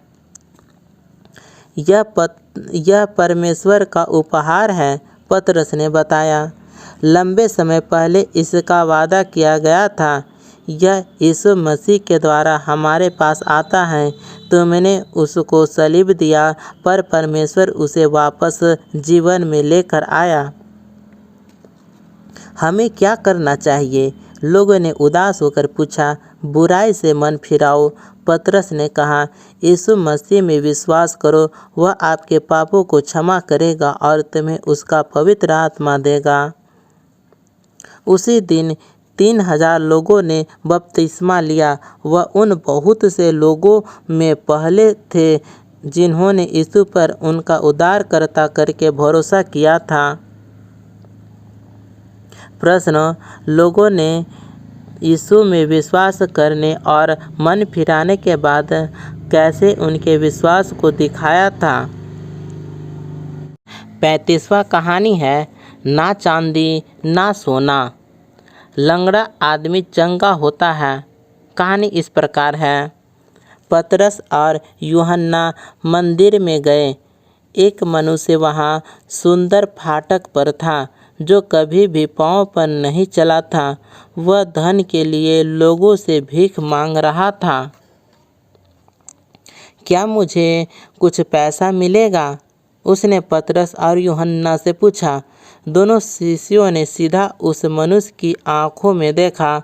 उनके पास कोई पैसा नहीं था, पर उनके पास कुछ उत्तम देने के लिए था।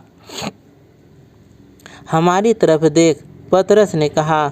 मनुष्य ने पैसे की उम्मीद की। मेरे पास चांदी या सोना नहीं है, पतरस ने कहा, पर मेरे पास कुछ और है जो मैं तुम्हें खुशी से दूंगा। यीशु मसीह नासरी के नाम में पतरस ने कहा, उठ चल फिर।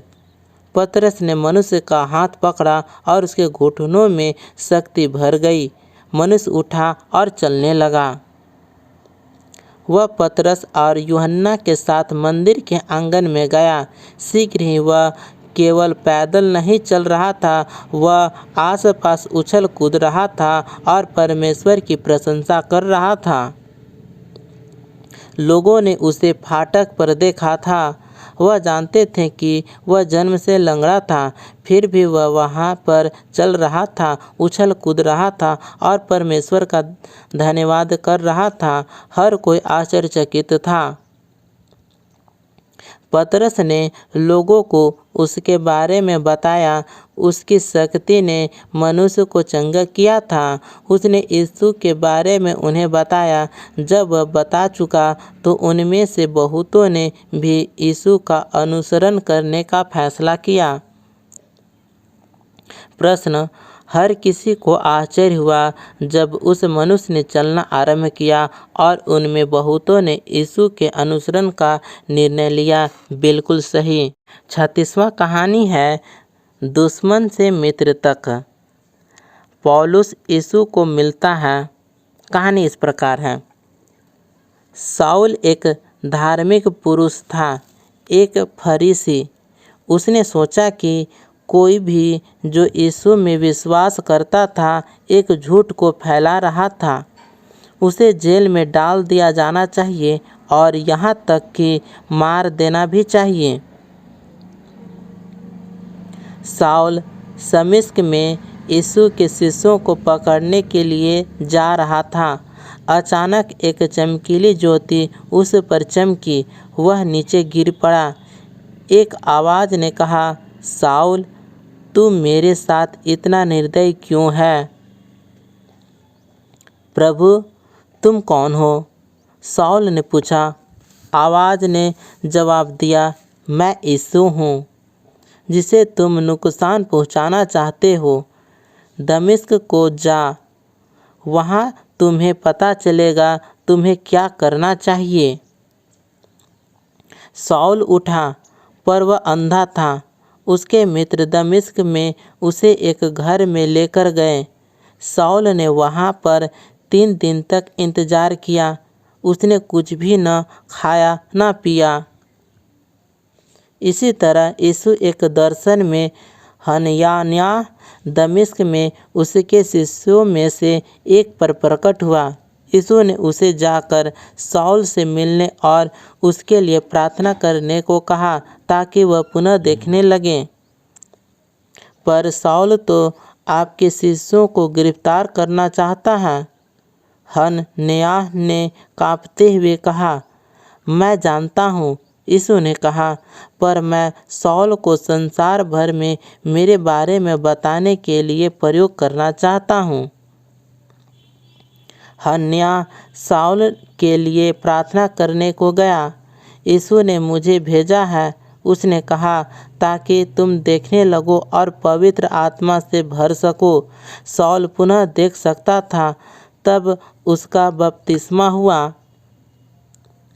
यीशु ने शाऊल को एक ऐसे मनुष्य से जो उसके शिष्यों को दुख पहुंचाता था, एक कलीसिया के अगुवे में बदल दिया, जिसने सबको यीशु के बारे में बताया। इसलिए उसने उसका नाम भी पौलुस बदल दिया।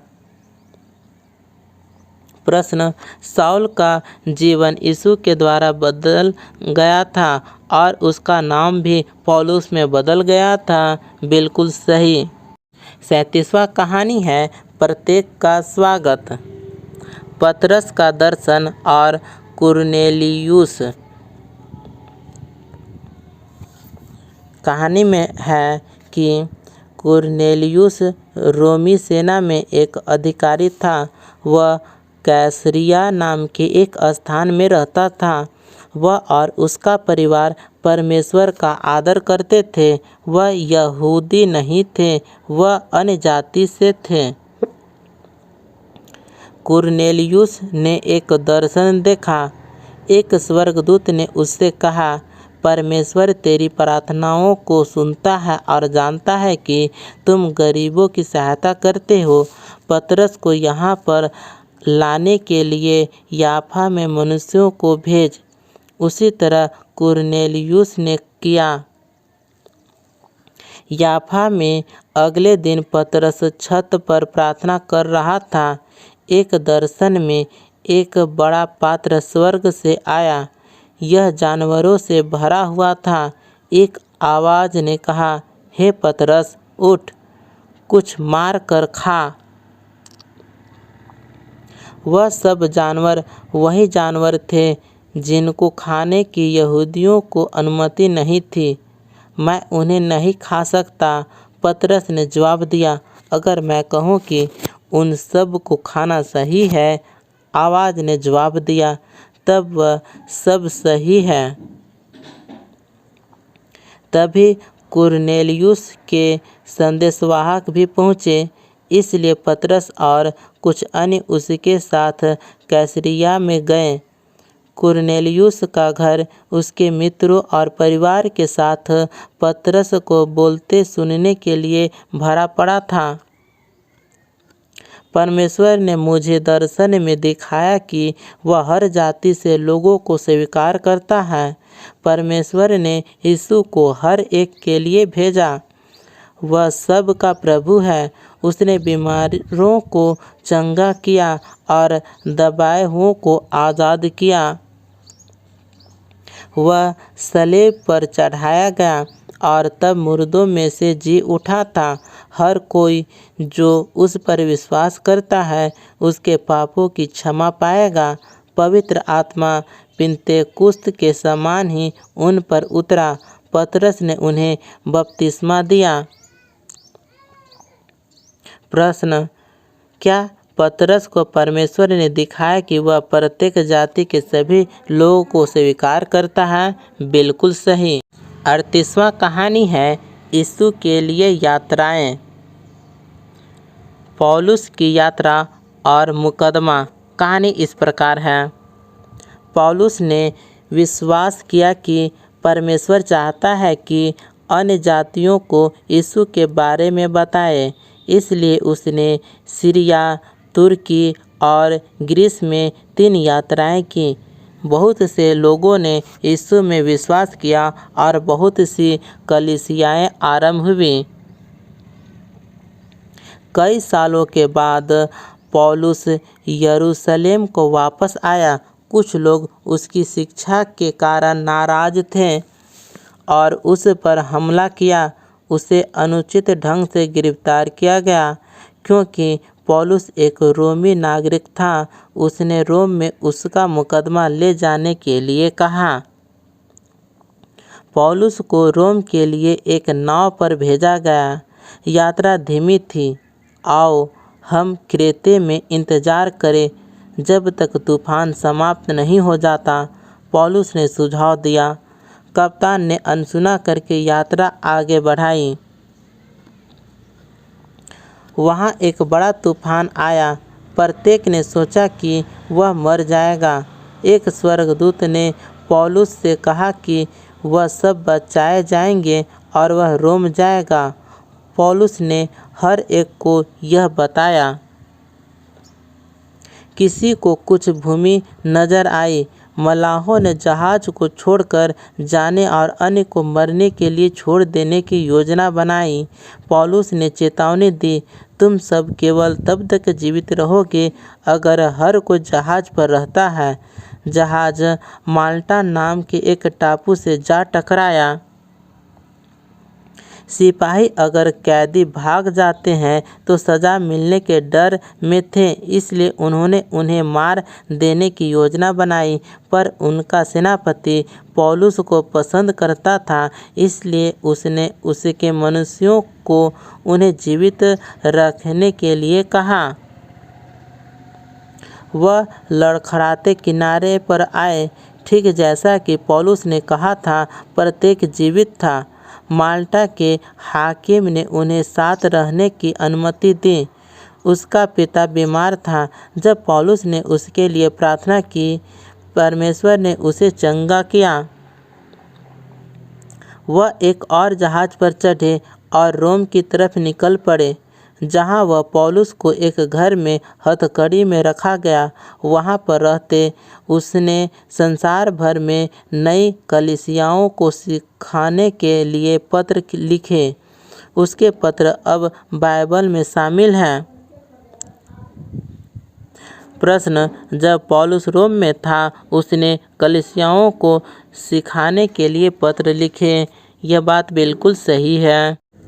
39वां कहानी है एक अनंत वायदा। नया आकाश और नई पृथ्वी।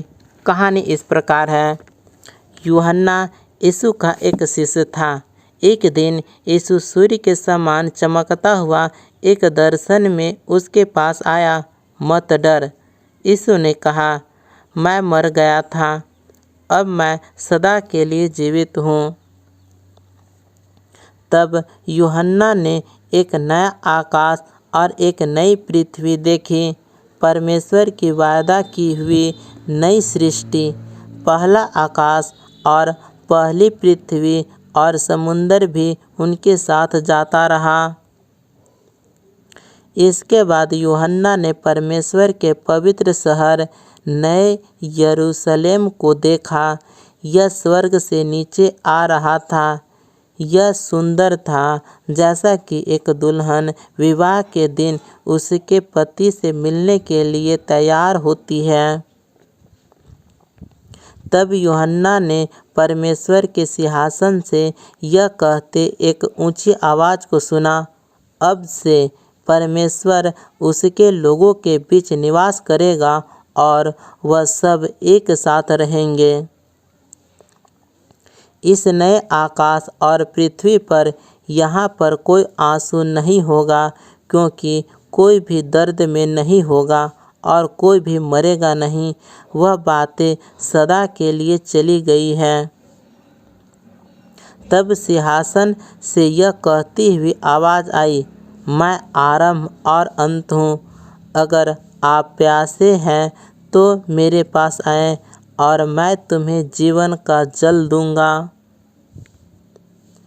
मेरा नया संसार मेरे बच्चों के लिए है, वह जो मेरे साथ वफादार है। मैं सब बातें नई कर रहा हूँ, यह सत्य है, आप इस पर भरोसा कर सकते हैं। प्रश्न, नया संसार उनके लिए होगा जो यीशु में विश्वास करते हैं और उनके साथ वफादार हैं। बिल्कुल सही है। 40वां कहानी परमेश्वर का सुसमाचार। कहानी का हिस्सा बने। कहानी इस प्रकार है। आरंभ में परमेश्वर ने सब कुछ बनाया, उसने इसे सिद्ध बनाया। उसने हमें भी उसके स्वरूप में बनाया। वह हमसे प्रेम करता है और हमारे साथ संगति करना चाहता है। दुख से आदम और हवा ने परमेश्वर की उल्लंघना की। पाप संसार में प्रत्येक को लेकर आया और परमेश्वर के साथ हमारी संगति को तोड़ दिया। इसने परमेश्वर के सिद्ध संसार को भी तोड़ा। पाप पूरे संसार में फैल गया। प्रत्येक पाप करता है और पाप का परिणाम मृत्यु है। पर पाप परमेश्वर को हमें प्रेम करने से ना रोक सका। उसके पास एक योजना थी। हमारे लिए उसके प्रेम के कारण परमेश्वर ने संसार में उसके पुत्र यीशु को भेजा। पाप ने हमारे साथ परमेश्वर की संगति को तोड़ दिया, पर यीशु उसे ठीक करने के लिए आया। यीशु ने बीमार लोगों को चंगा किया और बहुत से अन्य चमत्कार किए। उसने एकांत लोगों का स्वागत किया। उसने लोगों को परमेश्वर के बारे में सिखाया। उसका सिद्ध प्रेम हमें दिखाता है कि प्रेम कैसा दिखता है।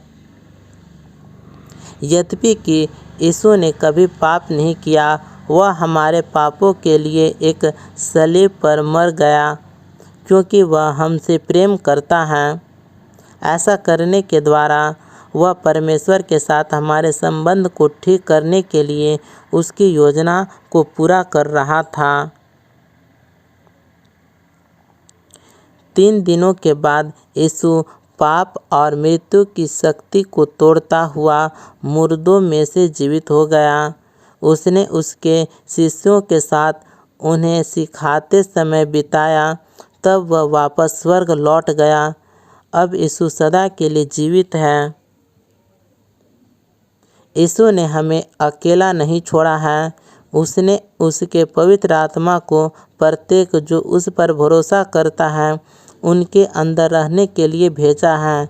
आत्मा हमें जिस ढंग से रहने के लिए परमेश्वर ने हमें बनाया है वैसा रहने के लिए हमें शक्ति देता है। एक दिन जब यीशु वापस आता है परमेश्वर सब कुछ पुनः सिद्ध कर देता है। वह एक नया आकाश और नई पृथ्वी को बनाएगा। हर कोई जो यीशु पर भरोसा करता है वह सदा के लिए उसके साथ रहेगा। परमेश्वर आपसे प्रेम करता है। उसने आपको सबसे अलग बनाया है। यीशु पर भरोसा करना, उसका अनुसरण करना परमेश्वर के साथ हमारे संबंध को जोड़ता है। क्या तुम परमेश्वर की कहानी का एक हिस्सा बनना चाहोगे? कहानी का हिस्सा बने। क्या आप और जानना चाहते हैं कि कैसे आप परमेश्वर की कहानी का हिस्सा बन सकते हैं?